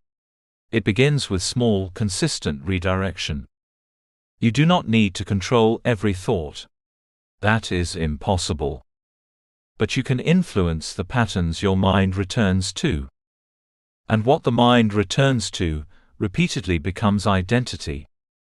One of the most important principles in this process is understanding that the mind learns through repetition, not intensity. A single powerful insight does not change a mental pattern. A single moment of motivation does not rewire identity. A single decision does not overwrite years of conditioning. But repeated exposure to a new way of thinking does. This is why building a new mind is less about sudden breakthroughs and more about consistent mental practice. It is the quiet discipline of returning again and again to thoughts that align with the person you are becoming, rather than the person you have been conditioned to be. For example, if your mind has been trained to default to self-doubt, you do not eliminate self-doubt by force. You replace it gradually with repeated exposure to self-directed clarity. Thoughts like, "I can learn this," "I can improve through practice," or "I do not need to be perfect to begin," are not just motivational statements. They are mental inputs. And repeated inputs create new mental pathways. Over time, these pathways become more familiar than the old ones. And what becomes familiar becomes easier to access. This is how mental conditioning works. But repetition alone is not enough. Because repetition without awareness simply reinforces existing patterns.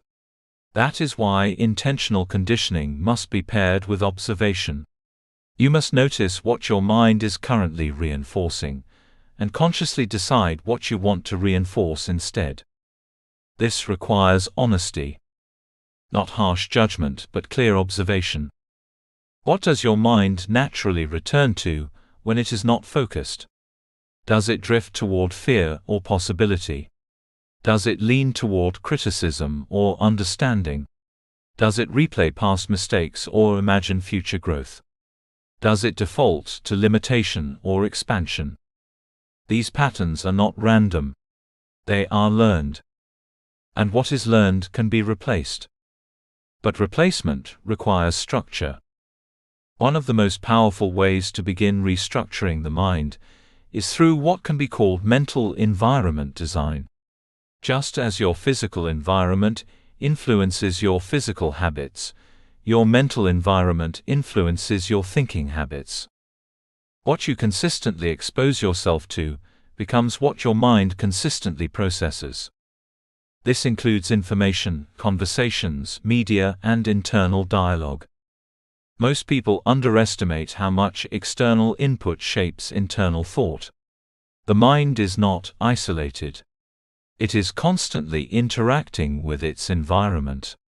If the environment is filled with distraction, comparison, negativity, and fragmentation, the mind begins to mirror that structure.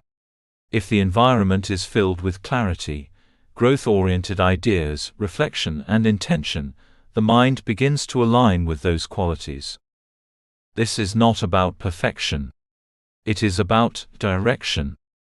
Because even small changes in mental environment begin to influence thought patterns over time. But perhaps the most overlooked aspect of mental conditioning is internal environment, the way you speak to yourself when no one else is listening. This internal dialogue is one of the most powerful forces shaping identity. It operates continuously, often without awareness. It interprets events, evaluates performance, reinforces beliefs, and defines self-perception. If this internal dialogue is dominated by criticism, limitation, or doubt, it gradually weakens confidence and clarity. If it is gradually shifted toward encouragement, understanding, and constructive feedback, it begins to build resilience and stability. This does not mean forcing positivity. It means cultivating accuracy. Because the goal is not to lie to yourself with artificial optimism. The goal is to speak to yourself in ways that reflect potential rather than limitation. For example, instead of "I always fail," the shift becomes "I am learning through experience." Instead of "I cannot do this," it becomes "I have not mastered this yet." Instead of "I am not good enough," it becomes I am in the process of developing. These shifts may seem subtle, but they are structurally significant. Because language shapes perception, and perception shapes identity. As these new thought patterns are repeated, something begins to change internally. The mind starts to loosen its attachment to old narratives. It begins to question automatic assumptions. It begins to explore alternative interpretations. It becomes less rigid, more flexible. And flexibility is essential for growth. A rigid mind resists change. A flexible mind adapts to it. But flexibility does not arise from randomness. It arises from intentional exposure to new mental frameworks. A mental framework is a structured way of interpreting experience. It is the lens through which you understand challenges, setbacks, opportunities, and progress. Without a conscious framework, the mind defaults to emotional reaction. With a conscious framework, the mind begins to interpret experience in a more stable and constructive way. For example, one mental framework might interpret difficulty as evidence of inadequacy. Another might interpret difficulty as part of the learning process. The external situation is identical, but the internal experience is entirely different depending on the framework being used. This is why people with similar lives can experience such different levels of emotional stability. It is not the world that changes. It is the interpretation of the world. And interpretation is shaped by mental conditioning. As you begin to intentionally build new mental patterns, you will inevitably encounter resistance. The old mind does not disappear quietly. It resists change because change disrupts familiarity. Even if familiarity is painful, it is still familiar. And the mind often prefers the known over the unknown. This is why consistency matters more than intensity. You do not need to overpower resistance. You need to outlast it. Every time you return to a constructive thought pattern after a period of resistance, you weaken the authority of the old pattern. Every time you choose a more intentional interpretation over an automatic one, you strengthen the new structure. Over time, these small decisions accumulate into a shift in identity. And identity is the foundation of behavior. When identity shifts, behavior begins to align naturally. Not through force but through coherence. Because the mind always seeks alignment between what it repeatedly thinks, what it believes, and how it acts. This is why building a mind that works for you is ultimately about alignment, not control. It is not about forcing the mind into submission. It is about guiding it into coherence with your chosen direction. You are not trying to eliminate thought. You are trying to refine it. You are not trying to silence the mind. You are trying to train it. And training requires patience. It requires repetition. It requires awareness. It requires commitment to returning again and again to the kind of thinking that builds rather than breaks, that clarifies rather than confuses, that strengthens rather than weakens. Over time, something remarkable happens. The mind that once worked against you begins to work with you. Not because it has changed into something entirely new, but because it has been retrained through consistent intentional input. And when the mind begins to support your direction instead of resisting it, life begins to feel different. Decisions become easier. Focus becomes more stable. Emotional fluctuations become less overwhelming. Action becomes more natural. This is the result of mental conditioning. Not perfection, but alignment. And alignment is what allows a human being to move through life with clarity, purpose, and inner strength. Because in the end, the goal is not to have a perfect mind. The goal is to have a trained mind. A mind that works with you, not against you.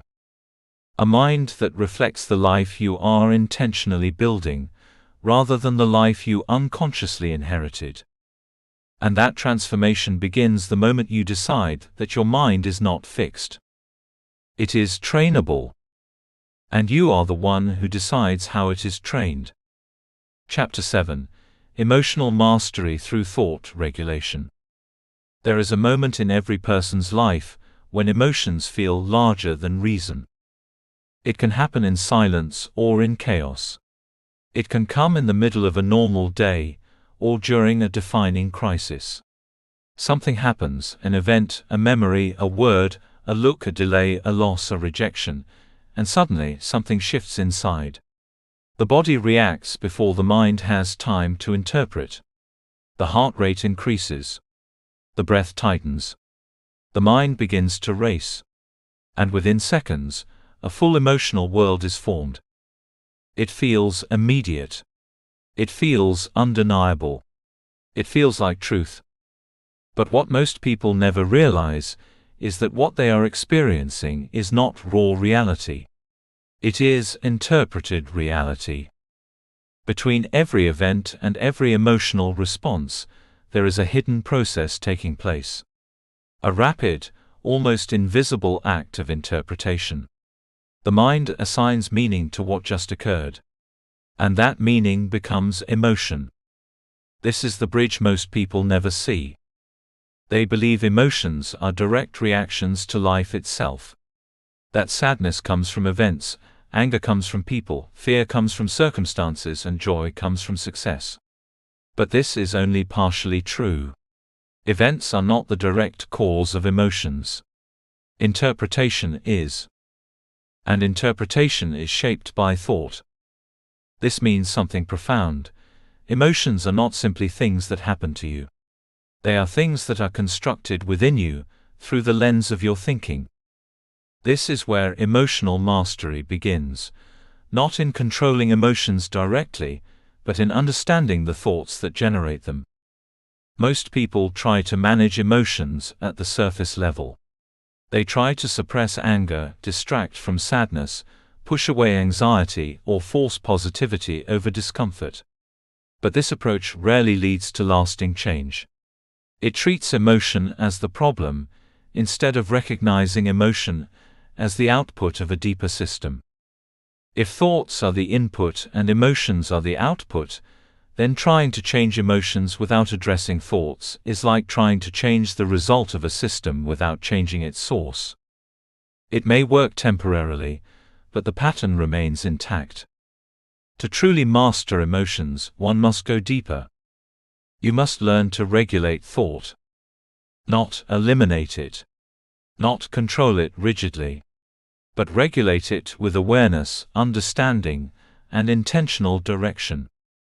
Because the quality of your emotional life is directly shaped by the quality of your interpretations. And interpretations are shaped by the thoughts you repeatedly allow to guide your perception. Consider a simple example. Two people experience the same situation, a delayed response from someone they care about. One person interprets the delay as rejection. They don't care about me.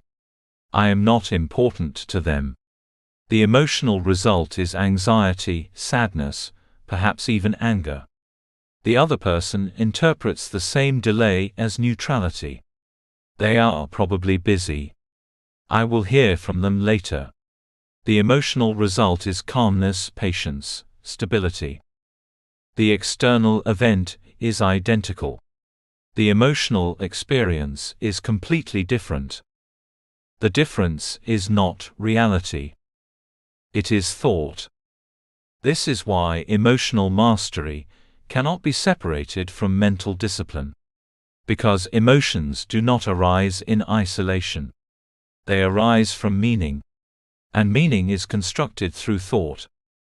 When thoughts are chaotic, emotions become unstable. When thoughts are fearful, emotions become anxious. When thoughts are repetitive in negativity, emotions become heavy. When thoughts are clear, grounded, and intentional, emotions become more balanced, even in difficult circumstances. This does not mean that emotionally mature people do not feel deeply. On the contrary, they often feel more deeply than others.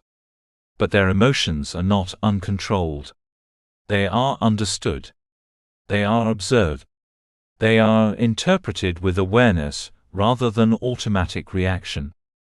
This is the difference between being overwhelmed by emotion and being informed by emotion.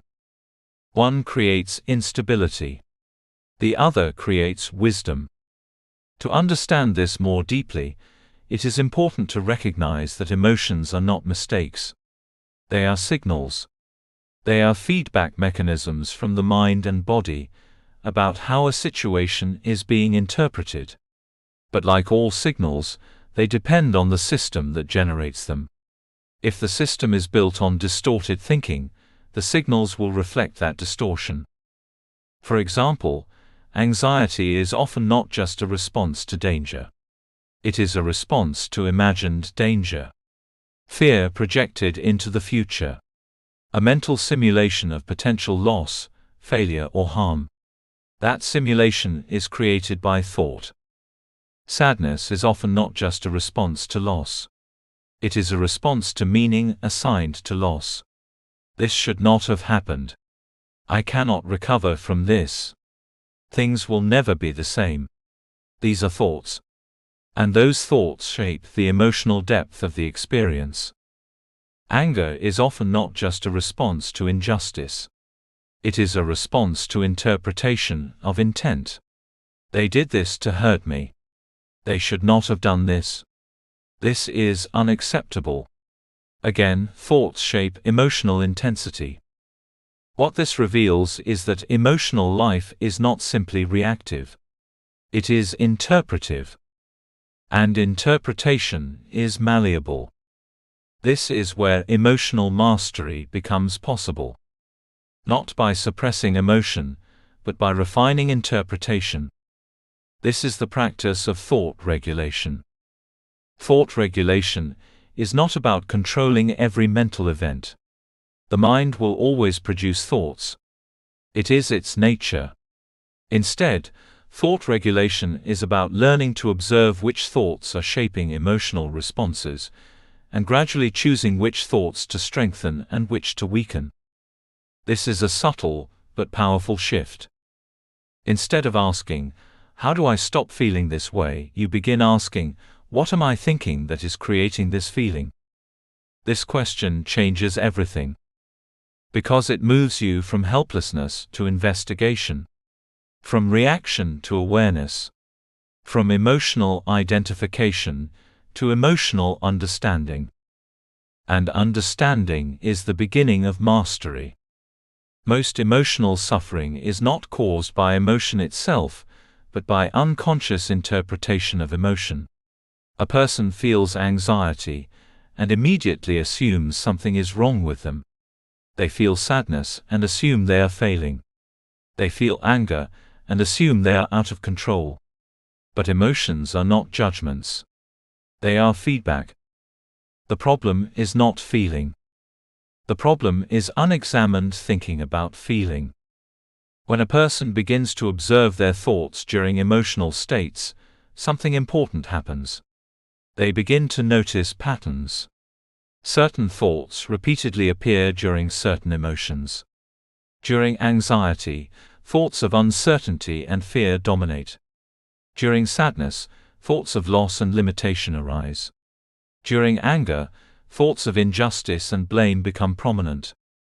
These are not random. They are conditioned associations. And once they are seen clearly, they can be interrupted. This is where emotional mastery begins to take shape. Not in the elimination of emotion, but in the interruption of automatic interpretation. Between feeling and reaction, a space begins to open. In that space, awareness appears. And in awareness, choice becomes possible. You begin to realize that you do not have to believe every thought that arises during emotional intensity. You do not have to accept every interpretation as truth. You can observe them. You can question them. You can step back from them. This does not mean denying emotion. It means refusing to be governed by unexamined interpretation. For example, during anxiety, instead of immediately accepting catastrophic thoughts, you begin to recognize them as mental projections. I notice I am thinking that something bad will happen. That small shift creates distance. And distance creates stability. During sadness, instead of accepting thoughts of permanent loss or hopelessness, you begin to recognize them as temporary interpretations of experience. I am noticing thoughts that this situation defines my future. Again, distance appears. And with distance, perspective returns. During anger, instead of immediately acting on blame-based thoughts, you begin to recognize them as emotional interpretations of intent. I am noticing thoughts that this person meant to harm me. That recognition allows space for reflection before reaction. This is not suppression. It is awareness. And awareness is what transforms emotional experience from reactive to responsive. Responsiveness is the hallmark of emotional maturity. It is the ability to feel fully without being controlled by feeling. To experience emotion without becoming emotion. To allow emotion to move through awareness without turning it into impulsive action or distorted interpretation. This is where emotional responsibility becomes essential. Emotional responsibility is the understanding that while you may not control the initial appearance of emotion, you are responsible for how you interpret and respond to it. It is the refusal to outsource emotional regulation entirely to external circumstances or internal impulses. This does not mean blaming yourself for feeling what you feel. It means taking ownership of how you think about what you feel. Because the secondary layer of thought is where transformation happens. The first emotional reaction may arise automatically. But the second layer, the interpretation of that emotion, is where choice exists. I feel anxious is one layer. I am anxious, therefore something is wrong is another layer. That second layer is not automatic truth. It is interpretation. And interpretation can be changed. As this understanding deepens, something remarkable begins to happen in a person's inner life. Emotional intensity begins to lose its overwhelming authority. Not because emotions become weaker, but because the relationship to them becomes clearer. Instead of being inside emotion, a person begins to observe emotion. Instead of being swept away by emotional interpretation, they begin to recognize interpretation as a process. And when something is recognized as a process, it becomes less absolute. This creates stability. Not emotional numbness, but emotional grounding. A grounded emotional life is not one without turbulence. It is one where turbulence does not determine direction. Where emotional waves can rise and fall without destabilizing identity. Where feelings are experienced fully, but not mistaken for final truth. This is emotional mastery. And it is deeply connected to thought regulation. Because thoughts are the language through which emotion is interpreted. Change the language, and you change the emotional experience. This is why internal dialogue is so powerful. The way you speak to yourself during emotional moments determines whether emotion becomes overwhelming or manageable. Harsh internal language intensifies emotional distress. Gentle, clear, grounded internal language stabilizes it. For example, I cannot handle this amplifies anxiety. This is difficult, but I can take it step by step reduces it. Everything is falling apart amplifies sadness. This is painful, but it is not the end of my story creates space for resilience. These are not lies. They are alternative interpretations. And interpretation shapes emotional reality. Over time, as thought regulation becomes more consistent, emotional patterns begin to shift. The same situations that once triggered intense reactions begin to produce more measured responses.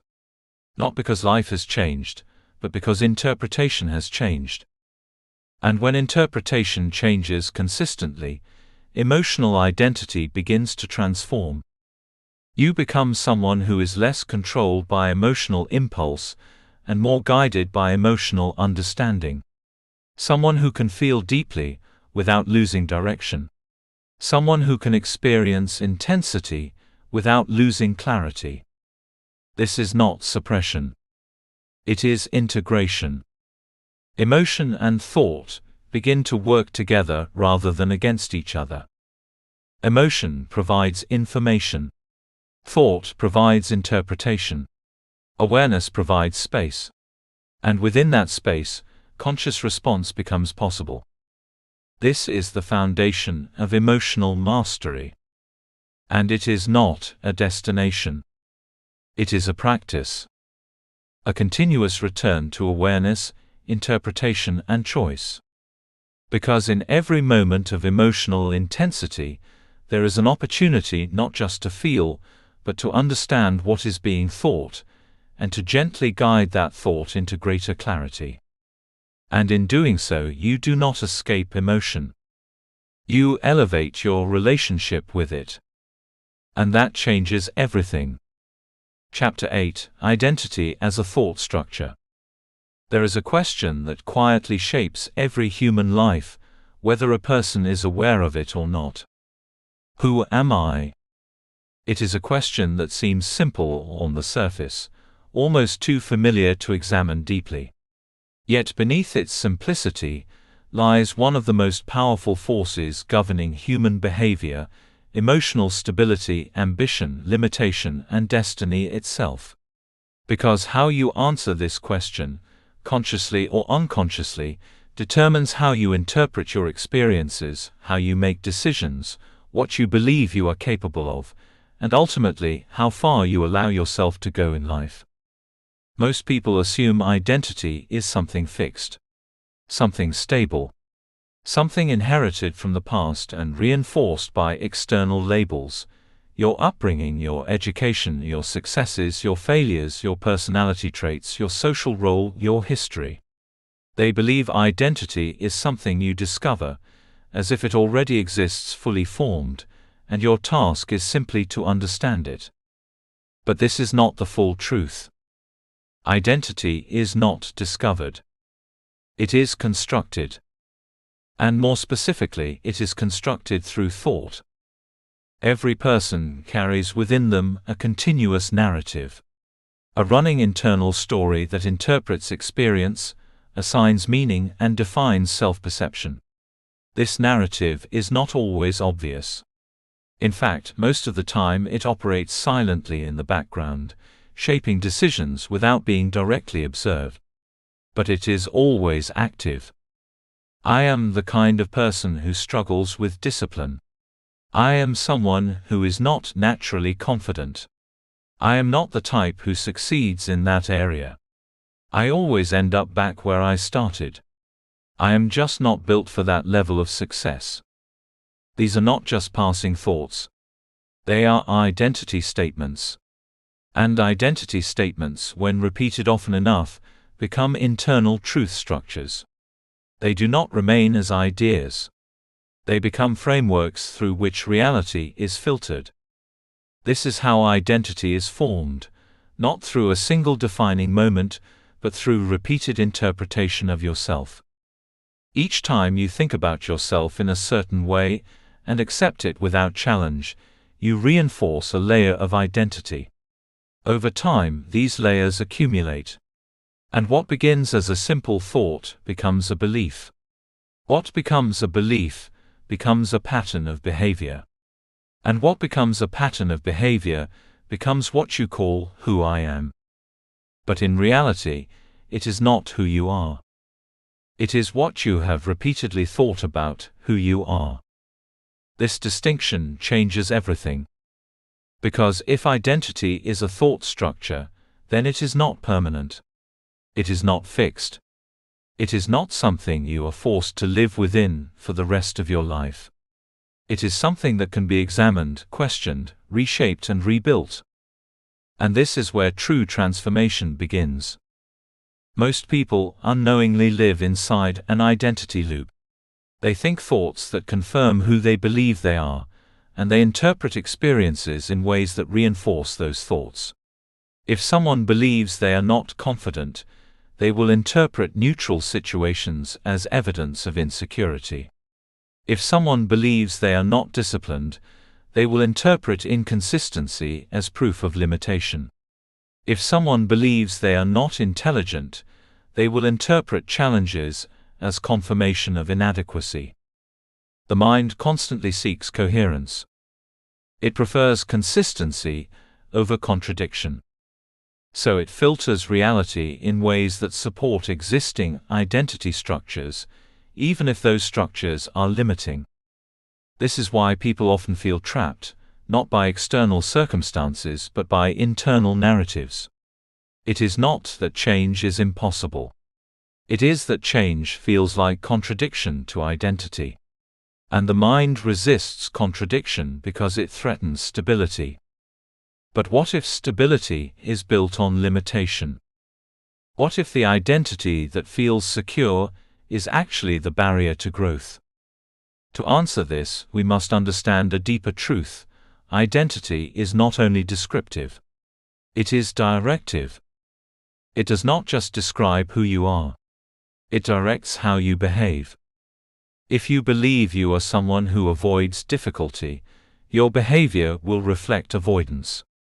If you believe you are someone who embraces challenge, your behavior will reflect engagement.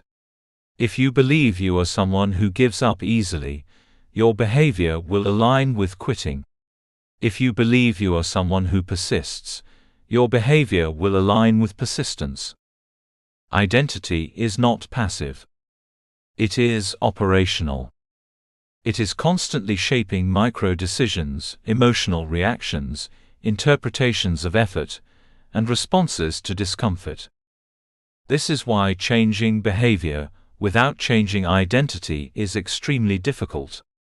You can force action for a short period, but if the underlying identity remains unchanged, the mind eventually pulls you back into familiar patterns. This is not weakness. It is alignment. The mind seeks alignment with identity. So if identity says, "I am not disciplined," sustained discipline becomes mentally uncomfortable.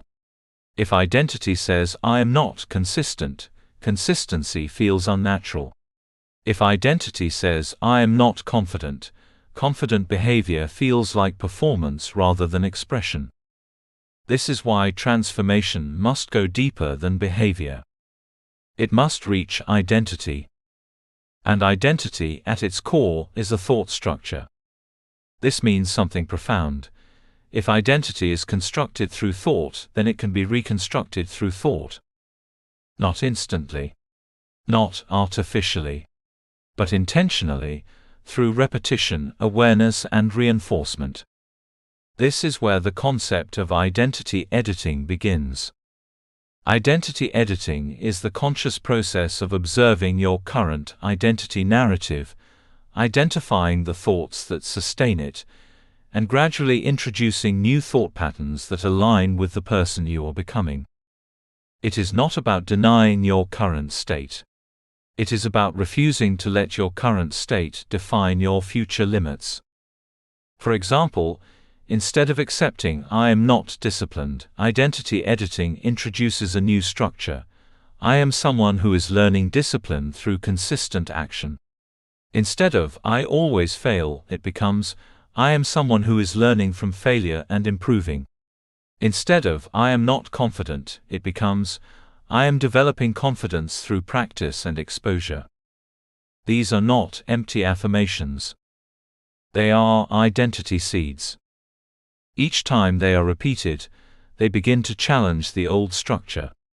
Not by force, but by introducing alternative interpretation. And over time, repetition builds familiarity. Familiarity builds acceptance. And acceptance gradually reshapes identity. But identity editing requires patience. Because the old identity structure does not disappear immediately. It resists change because it has been reinforced over time. It will attempt to reassert itself through familiar thoughts, emotional reactions, and interpretations of experience. This is why many people begin the process of change, but return to old patterns. They interpret resistance as failure, rather than understanding it as part of the transition. But resistance is not evidence that change is impossible. It is evidence that identity is being challenged. And every challenge to identity creates temporary discomfort. This discomfort is not a sign to stop. It is a sign that transformation is in progress. To truly understand identity as a thought structure, you must also understand that identity is narrative-based. The mind does not simply store facts about who you are. It constructs a continuous story.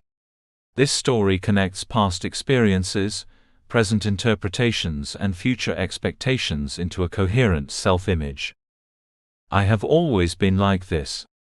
I tend to struggle in these situations. This is just how I am. These narrative statements are powerful because they create continuity. They make identity feel stable across time. But they are also limiting because they often ignore the possibility of change. The narrative becomes a prison when it stops evolving. And most people stop evolving their narrative without realizing it. They repeat the same story about themselves until it feels absolute. But identity is not a fixed story. It is an ongoing one. And you are the author. This realization is critical because it shifts responsibility from passive acceptance to active creation. If you are the author of your identity narrative, then you have the ability to revise it. Not by denying the past, but by reinterpreting it. Not by pretending you have always been different, but by recognizing that who you have been does not determine who you must become. This is where many people struggle, because they confuse consistency with permanence. They believe that because they have been a certain way for a long time, that way is fixed. But duration is not destiny. Just because a thought has been repeated for years does not mean it is unchangeable. It only means it is well practiced. And anything well practiced can be changed through new practice. This is where intentional thinking becomes essential. Intentional thinking is the deliberate choice to think in ways that align with the identity you are building, rather than the identity you are trying to leave behind. It is the practice of catching old identity-based thoughts and replacing them with new identity-aligned interpretations. For example, when a thought arises like, "I cannot do this," intentional thinking does not suppress it. It observes it and responds, "This is an old pattern of thinking, but I am developing the ability to handle this." This shift may seem small, but it interrupts the automatic identity loop. Over time, these interruptions accumulate. And accumulation becomes transformation. Because identity is not changed in one moment. It is changed through repeated divergence from old patterns. Each time you act, think, or interpret in alignment with a new identity, you weaken the old structure slightly. Each time you return to old identity-based thinking, you reinforce the old structure. This creates a dynamic tension between who you have been and who you are becoming. And the direction of your life is determined by which pattern you reinforce more consistently. This is why identity editing is not a one-time decision. It is a daily practice. A continuous process of observation, correction, and reinforcement. It is not about perfection. It is about direction. You will still have thoughts that reflect old identity patterns. That is inevitable. But those thoughts no longer need to define you. They no longer need to be accepted as truth. They can be recognized as remnants of an older structure that is gradually being replaced. This recognition itself is powerful, because it prevents regression into unconscious identity. As you continue this process, something begins to shift internally. The new identity stops feeling like imagination and begins to feel like possibility. Then possibility begins to feel like familiarity. And eventually, familiarity begins to feel like truth. This is how identity transformation occurs. Not through force, but through repetition of new thought structures, until they become the default lens through which you see yourself. And once identity shifts, everything shifts. Because behavior follows identity. Decisions follow identity. Emotional responses follow identity. Even perception follows identity. When you change identity, you change the lens through which life is interpreted. And when you change the lens, you change the experience. This is why identity is one of the most powerful forces in human life.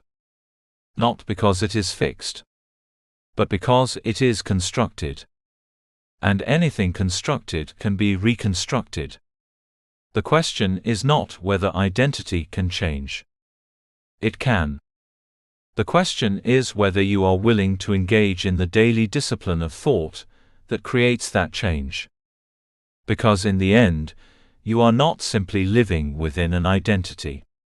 You are actively building it thought by thought, moment by moment, whether you are conscious of it or not. The only difference is whether you are building it by default or by design. And identity editing is the shift from default living to designed becoming. A shift from unconscious repetition to conscious creation. A shift from being defined by your past thoughts to being directed by your chosen ones. And once you step into that realization, you begin to understand something deeply empowering. You are not trying to find out who you are. You are deciding who you will become, through the thoughts you choose to repeat today. Chapter 9: Purpose, Vision, and the Direction of Thought. There is a quiet suffering that many people carry, without ever being able to fully name it. It is not always dramatic. It does not always look like crisis.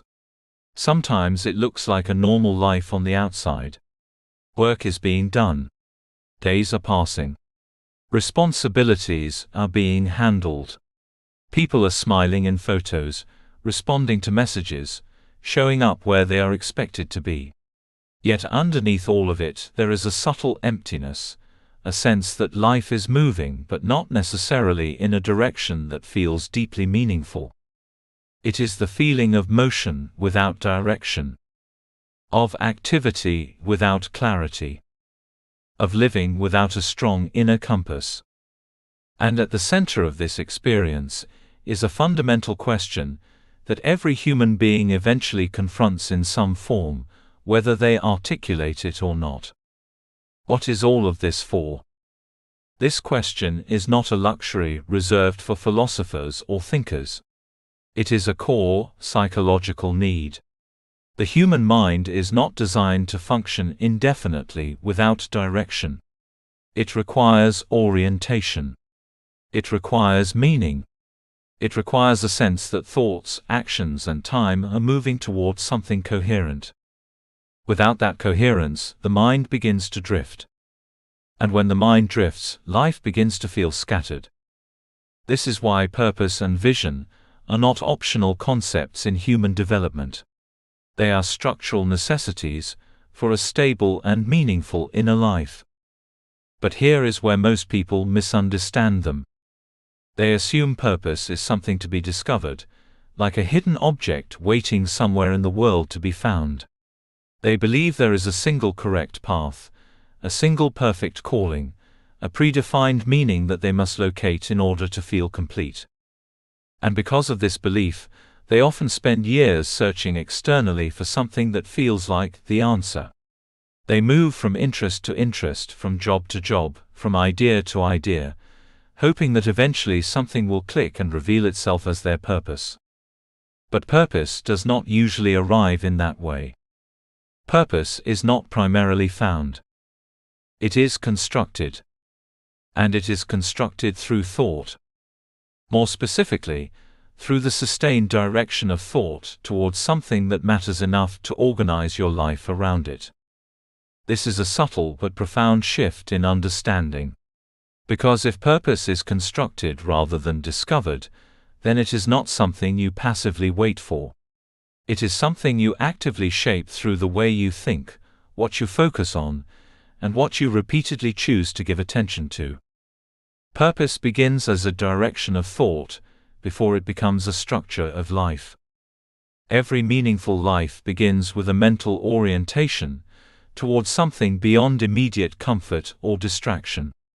It may start as a vague idea, a curiosity, a dissatisfaction with current circumstances, or a quiet inner pull towards something more. At first it is not fully formed. It is fragile, easy to ignore, easy to dismiss, easy to postpone. But if that thought is returned to consistently, if it is given attention repeatedly, if it is allowed to grow in the mind without being immediately replaced by distraction, it begins to take shape. It becomes clearer. It becomes more defined. It becomes vision.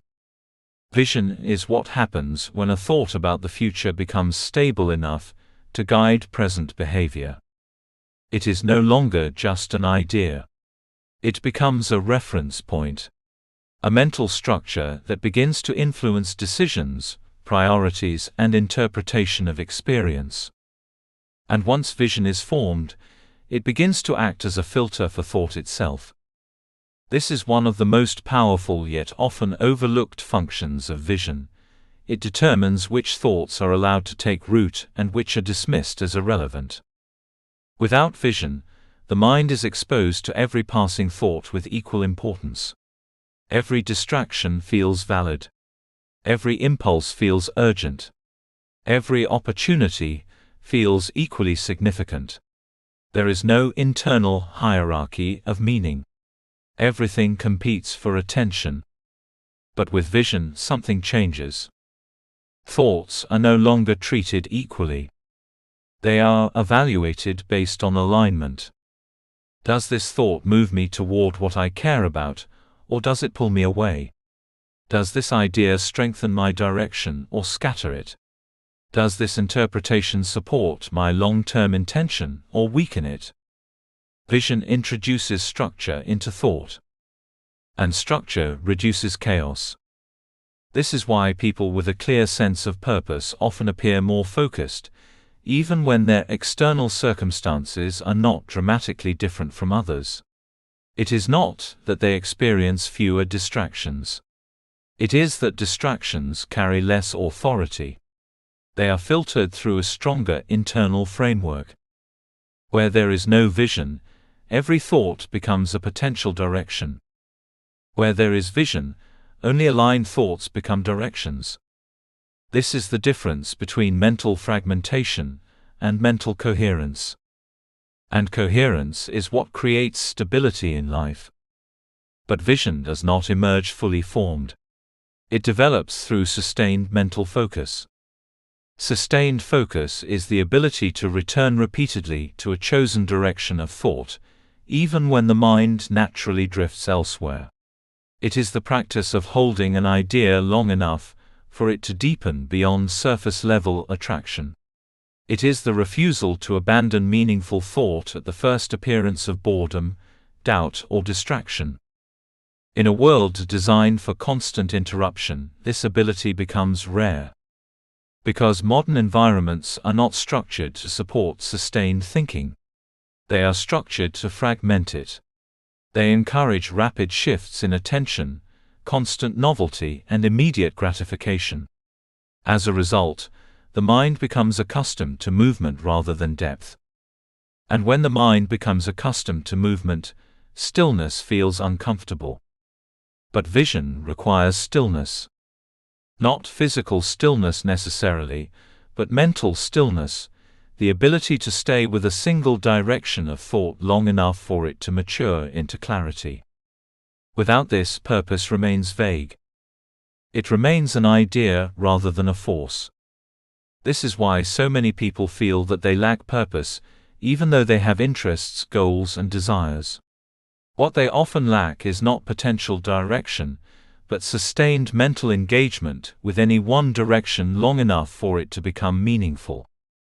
Purpose is not created in moments of excitement. It is formed in moments of repetition. Every time you return to a thought about what matters to you, you strengthen its presence in your mind. Every time you reflect on what kind of life you want to build, you give structure to your internal direction. Every time you resist distraction and return to a meaningful idea, you deepen your connection to it. Over time, these returns accumulate.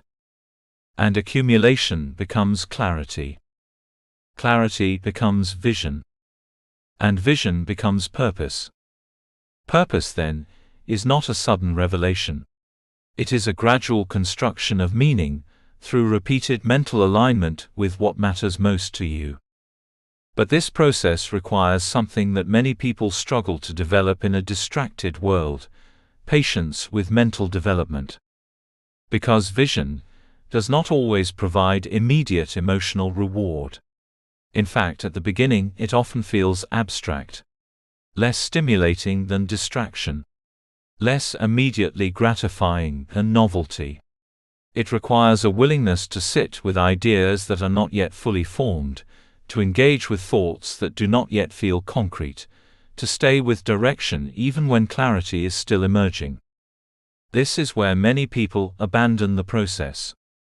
They mistake lack of immediate clarity for lack of purpose. But purpose is not absent simply because it is not yet fully visible. It is being built through attention. And attention is the raw material of vision.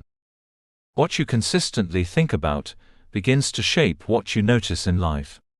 What you consistently notice begins to shape what you value. What you consistently value begins to shape what you pursue. And what you pursue begins to shape your identity and direction.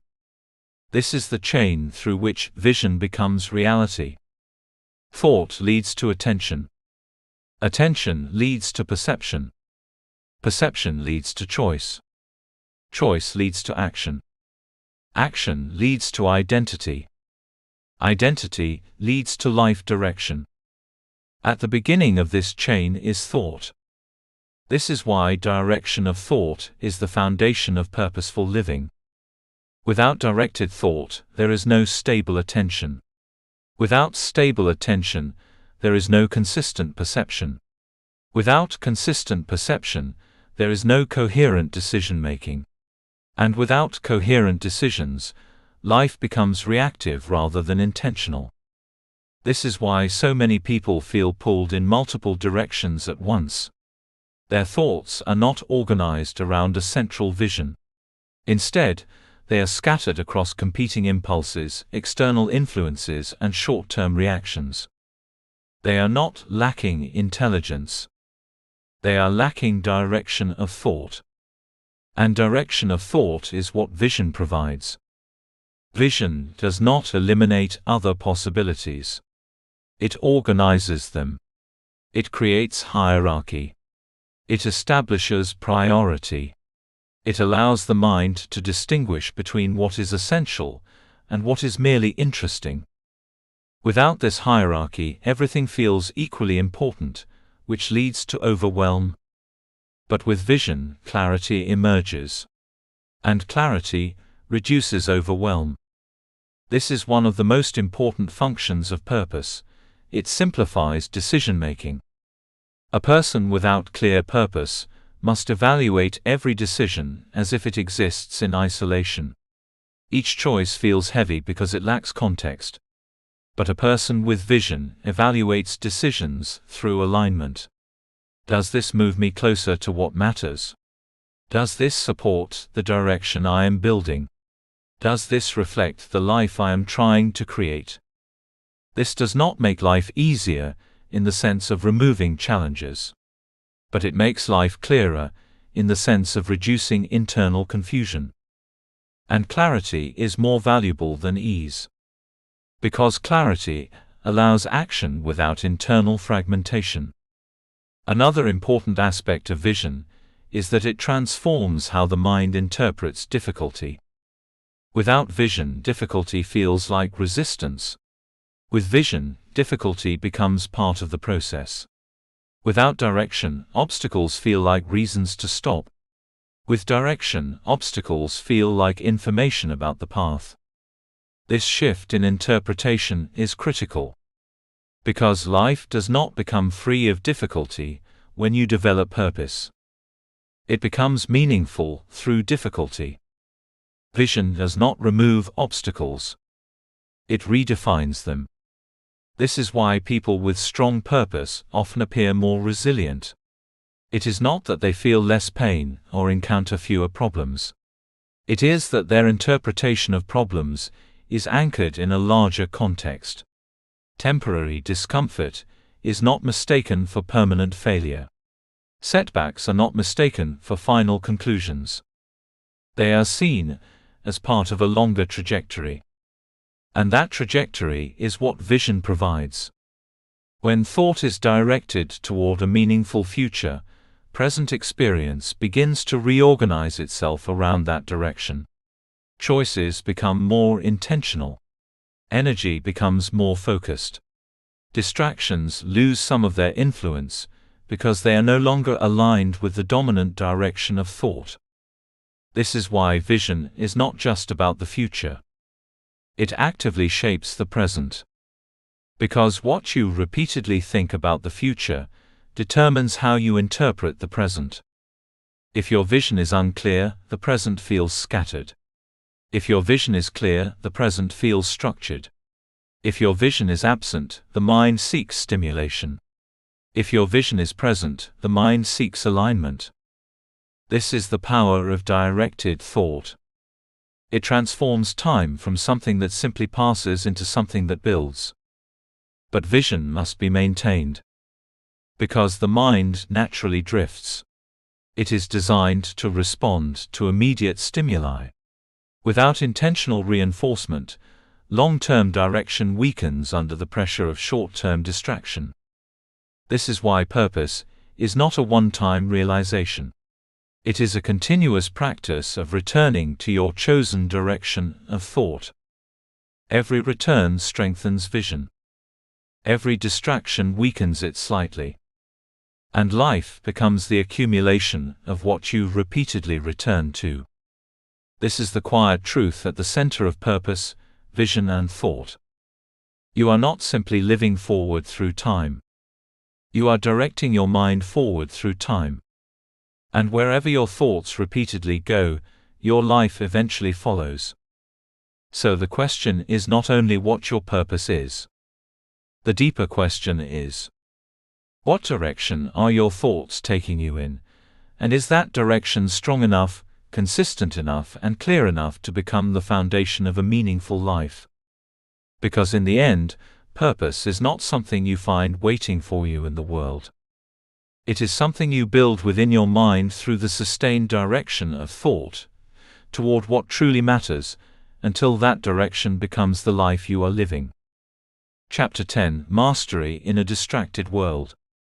There is a difference between living in a world and being shaped by it.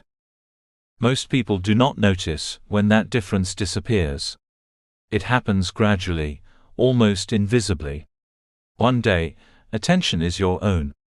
The next day, it is constantly being pulled, interrupted, redirected and fragmented by forces that feel ordinary, even harmless. A notification here. A quick glance there. A short distraction that becomes a longer one. A moment of rest that turns into unconscious scrolling. A thought that begins but never finishes. A task that is started, but rarely completed with full presence. And slowly, without dramatic warning, the mind becomes scattered. Not broken. Not destroyed. Just divided. And a divided mind cannot experience mastery. Mastery, in its deepest sense, is not about domination or perfection. It is not about controlling every aspect of life, or eliminating every mistake. It is something far more subtle, far more difficult, and far more meaningful. Mastery is the ability to return to intentional thought again and again in a world that is constantly trying to pull you away from it. It is not a state you arrive at once. It is a practice you return to repeatedly. And in a distracted world, this return becomes one of the most important skills a human being can develop. Because distraction is no longer occasional. It is structural. It is built into the rhythm of modern life. It is embedded in the tools we use, the environments we inhabit, and the habits we form without thinking. Information is no longer something you search for. It comes to you. Constantly. Relentlessly. In fragments, in bursts, in emotional spikes, in endless streams that rarely require depth but always demand attention. And attention, once given, is rarely fully returned in its original form. It is slightly altered, slightly fragmented, slightly less available than before. This is the hidden cost of modern living, not the loss of time but the loss of mental coherence. And without coherence, mastery becomes impossible. Because mastery requires continuity of thought. It requires the ability to stay with something long enough for understanding to deepen, for skill to stabilize, for awareness to mature. But in a distracted world, continuity is constantly interrupted. Not just externally, but internally. The mind itself begins to adopt the rhythm of distraction. It becomes impatient with stillness, uncomfortable with focus, restless in silence. And when the mind becomes restless in silence, it begins to seek stimulation as a default state. This is where most people find themselves, without realizing how they arrived there. They do not intend to be distracted. They do not consciously choose fragmentation. They simply adapt to the environment around them. And over time, adaptation becomes identity. A person begins to describe themselves as easily distracted, or unable to focus, or someone who struggles with consistency. But these are not fixed traits. They are conditioned responses to an environment that rewards interruption more than depth. This realization is important because it removes judgment and replaces it with understanding. You are not inherently unfocused. You have been trained into fragmentation. And anything that has been trained can be retrained. This is where mastery begins. Not with force. Not with shame. But with awareness. Awareness that the mind is being pulled in multiple directions. Awareness that attention is being divided more often than it is being unified. Awareness that most thoughts are not fully developed before being interrupted. Awareness that mental energy is constantly being spent in small, scattered increments rather than focused, meaningful blocks. Awareness is not resistance. It is recognition. And recognition is the first step toward change. Because what you cannot see clearly, you cannot intentionally direct. Once awareness begins to develop, something subtle starts to shift. You begin to notice the cost of distraction not only in productivity, but in experience itself. Moments feel less complete. Thoughts feel less developed. Even simple tasks feel slightly more fragmented than before. It becomes harder to stay fully present in a single activity without the mind drifting elsewhere. At first, this noticing may feel discouraging. But it is actually the beginning of power. Because you cannot change what you do not notice. And once you notice fragmentation, you begin to naturally seek coherence. This is where simplicity becomes essential. Not simplicity in the sense of reducing life to nothing, but simplicity in the sense of reducing unnecessary mental load. The mind in a distracted world is often overloaded, not by complexity itself, but by unnecessary complexity, by too many inputs, too many competing thoughts, too many simultaneous directions of attention. Mastery requires simplification. Simplification of focus. Simplification of input. Simplification of mental direction. Because the more divided attention becomes, the weaker its influence over any single area of life.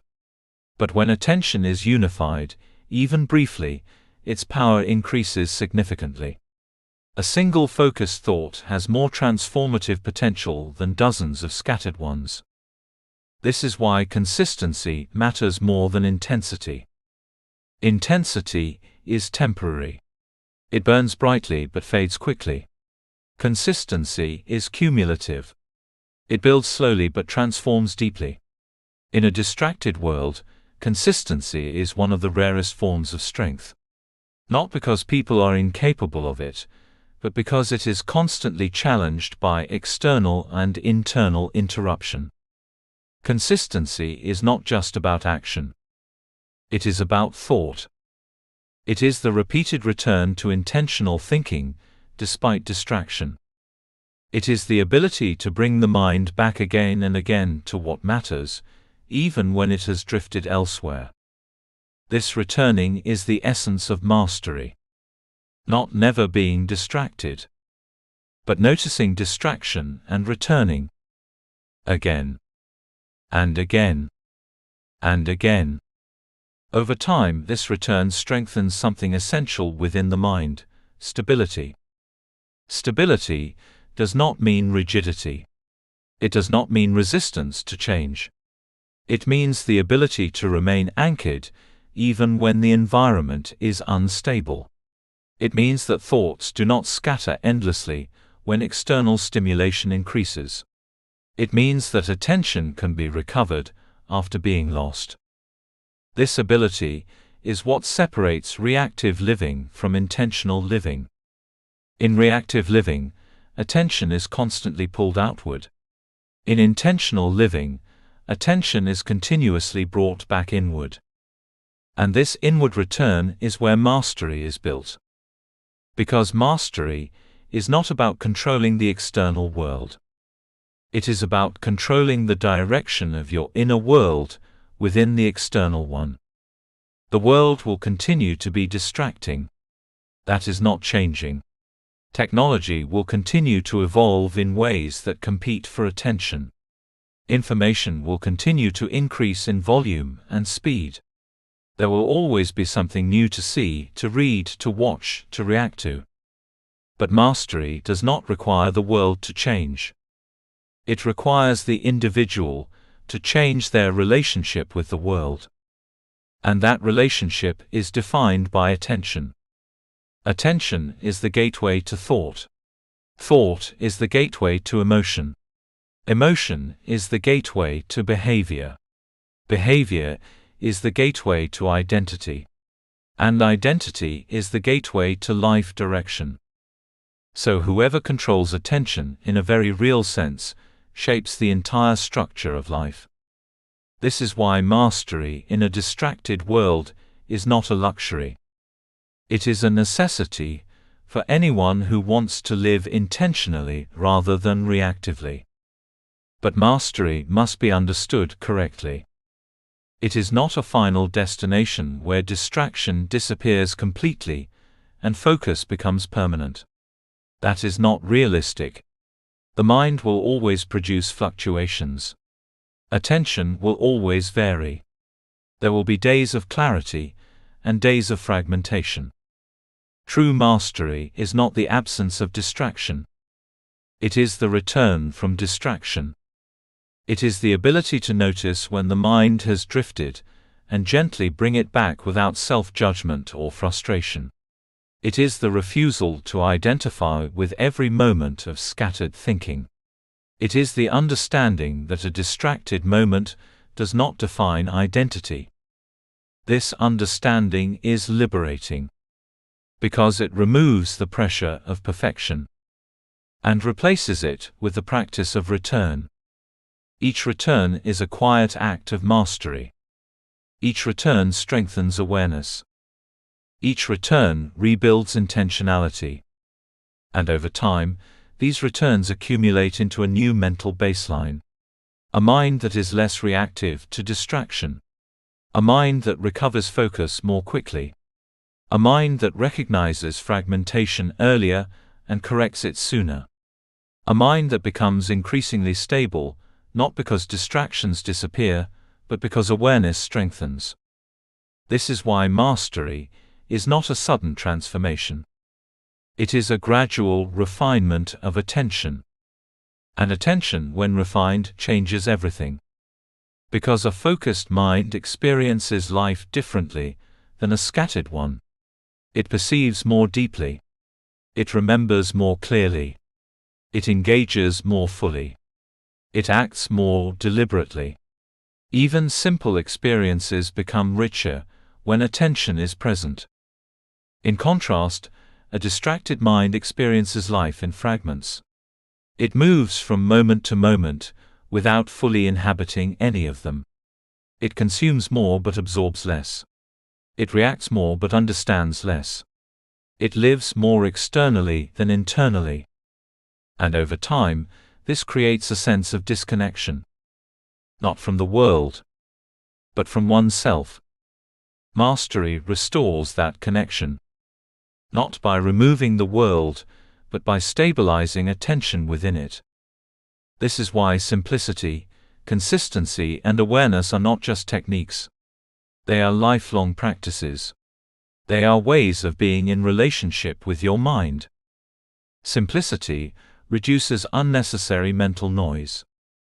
Consistency builds strength through repetition. Awareness ensures that you are always able to notice when you have drifted. Together, they form the foundation of mental mastery in a distracted world. But even these are not ends in themselves. They are supports for something deeper, intentional thought. Intentional thought is the practice of choosing, again and again, what your mind returns to. It is the decision to not leave your mental life entirely to impulse, environment, or algorithmic influence. It is the commitment to directing attention toward what matters, even when the world offers easier alternatives. And every time you do this, something important happens. You reclaim a small portion of your mental life. Not all at once, but gradually. And these reclaimed moments accumulate. Until slowly, almost imperceptibly, the mind begins to feel more like a place you inhabit consciously, rather than a place you are constantly pulled out of. This is mastery. Not perfection. Not permanence. But presence that is repeatedly restored. And in a world designed to fragment you, the ability to return to yourself is one of the most powerful forms of strength you can ever develop. Because at the end of everything, the real question is not whether distraction exists. It will. The real question is whether you can return to intentional thought more often than you are pulled away from it. And if you can, then even in a distracted world, you are no longer lost within it. You are moving through it with awareness, with direction, and with a mind that, despite all external noise, continues to return home to itself. Conclusion: becoming the conscious architect of your life. There is a point in every journey of understanding where ideas stop being interesting concepts and begin becoming responsibilities. At first, reading about the mind feels like discovery. It feels like insight. It feels like recognition of patterns that were previously hidden. There is a sense of clarity that comes from seeing how thoughts shape emotions, how emotions shape behavior, how behavior shapes identity, and how identity shapes the entire structure of a life. It feels almost like stepping outside of yourself for the first time, and observing the machinery that has always been running beneath experience. But eventually, understanding matures into something heavier and more meaningful. It becomes a question. If this is true, if my thoughts are not just passing mental events but the actual building material of my life, then what am I doing with them? This is where transformation begins to shift from intellectual agreement to lived responsibility. Because it is one thing to understand that thoughts shape life. It is another thing entirely to realize that your life as it is now is already the expression of your dominant thoughts up to this point. Not your occasional thoughts. Not your ideal thoughts. But the thoughts you return to most often. The ones that repeat quietly in the background. The ones that shape interpretation without announcement. The ones that feel so familiar you no longer question them. These are the thoughts that have been constructing your present reality. And this realization is both confronting and liberating. Confronting, because it removes the comfort of blaming everything outside yourself for the direction of your life. Liberating, because it reveals that change does not depend on external permission. It depends on internal direction. If thoughts build life, then changing thought changes life. Not instantly. Not magically. But structurally, over time, through repetition, awareness and intention. This is the deeper truth at the center of everything explored in this book. You are not a passive passenger in your own mind. You are an active participant in its formation. Whether you have been aware of this or not, you have always been shaping your mental world through attention, repetition, and interpretation. The difference now is awareness. And awareness changes everything. In an age where attention is constantly pulled outward, this awareness becomes more important than ever. Modern life is not neutral. It is not simply a backdrop against which you think freely. It is an environment designed to compete for your attention, fragment your focus, and continuously redirect your mental energy toward external stimulation. There is always something to see, something to react to, something to compare, something to consume, something to respond to immediately. The world does not wait for reflection. It demands reaction. It rewards speed more than depth. It rewards visibility more than clarity. It rewards engagement more than understanding. And in this environment, it becomes incredibly easy to lose contact with the inner world. But your inner world is where life is actually built. Not externally, but internally first. This is why turning inward is not a retreat from life. It is a return to its source. Because before any action is taken, there is thought. Before any decision is made, there is interpretation. Before any direction is chosen, there is mental framing. The external life that others see is always preceded by an internal life that is often unseen. And if that internal life is scattered, reactive, and unexamined, then the external life will reflect that fragmentation, even if everything appears functional on the surface. But if the internal life becomes more intentional, more aware, more directed, then the external life begins to reorganize itself accordingly. This is why the real work of transformation is not about controlling everything that happens outside of you. It is about refining what happens inside of you, in response to everything outside of you. That is where agency lives. Agency is not the ability to control all circumstances. Agency is the ability to choose your internal response. And your internal response is shaped by thought. This means that every moment contains a quiet opportunity. Not always dramatic. Not always obvious. But always present. A moment where a thought arises, and instead of automatically accepting it, you become aware of it. You observe it. You question it. You decide whether it deserves to be strengthened or released. Most people live inside these moments without noticing them. Thoughts appear, and they are accepted as truth. Emotions arise, and they are interpreted as identity. Reactions occur, and they are treated as inevitable. Life becomes something that is happening to them, rather than something being shaped through them. But awareness interrupts this pattern. Awareness creates space. And in that space, something powerful becomes possible: choice. Not always perfect choice. Not always easy choice. But conscious choice.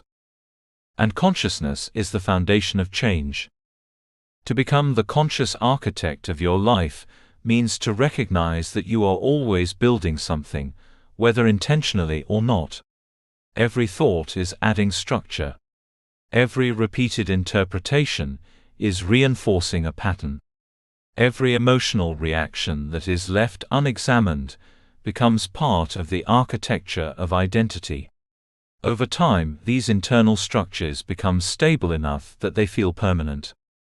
But they are not permanent. They are maintained. And what is maintained can be changed. This is one of the most empowering truths a person can ever understand. Nothing in your inner world is fixed by nature. It is only fixed by repetition. And repetition can be redirected. This does not mean change is immediate or effortless. It means change is possible through consistent alignment. It means that even deeply ingrained patterns can be reshaped when new patterns are deliberately practiced over time. It means that identity is not a prison, but a structure under construction. And you are not outside of it. You are inside it, actively participating in its formation. This realization removes the illusion of helplessness. But it also introduces responsibility. Because if thoughts shape life, then thoughts are not trivial. They are not random noise to be ignored. They are not harmless background activity. They are the raw material of experience itself. This means that what you repeatedly think about matters. What you repeatedly focus on matters. What you repeatedly interpret as true about yourself matters.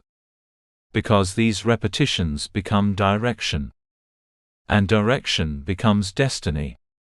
Not in a rigid or predetermined sense, but in a gradually unfolding sense, shaped by consistency over time.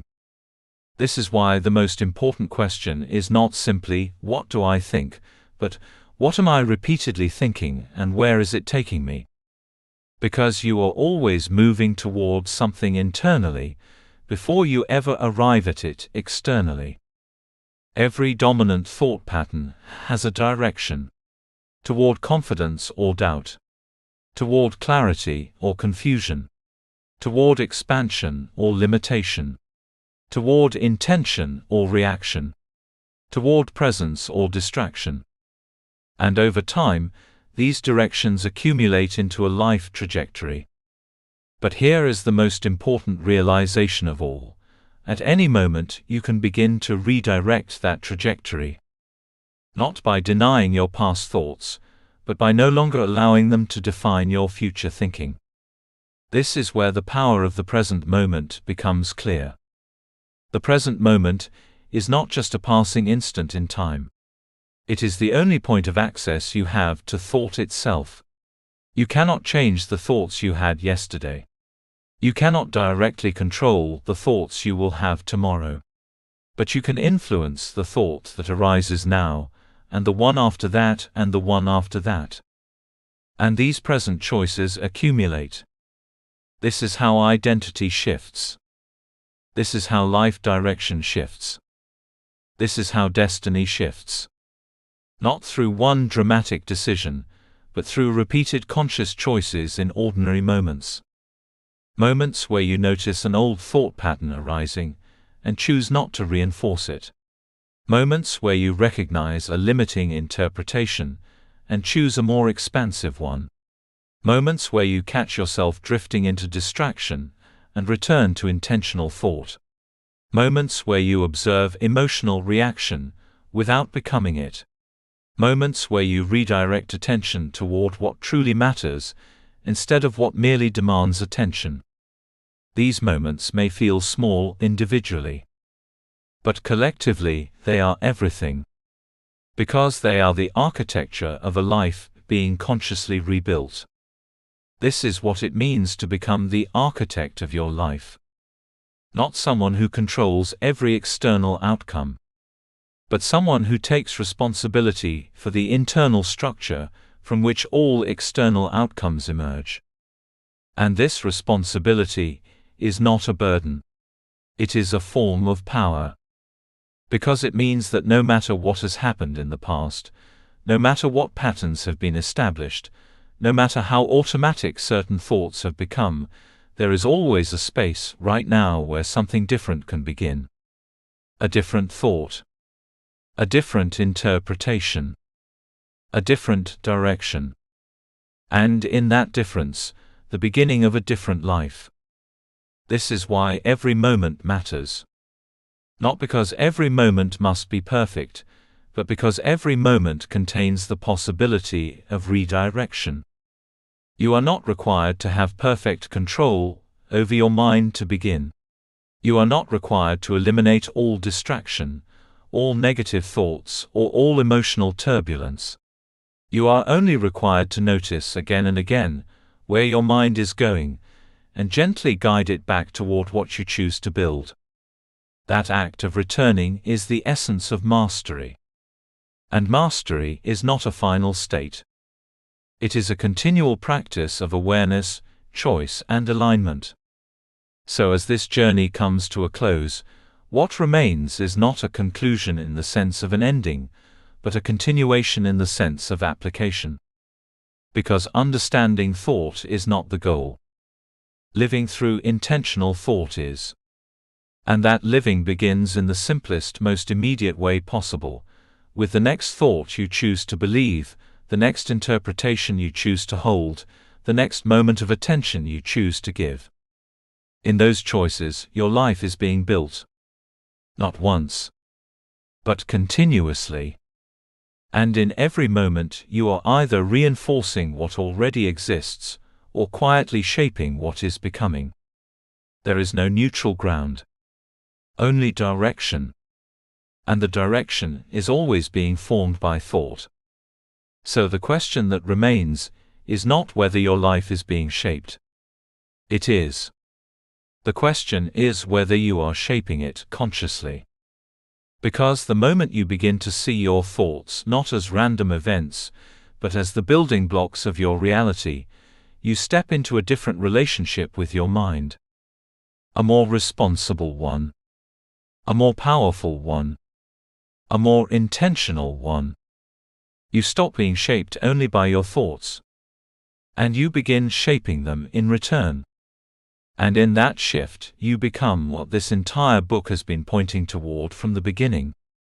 Not just a thinker, but a conscious architect of your own life. Thank you for reading this book. I hope you enjoyed it. Please remember to leave us a review. TM Light.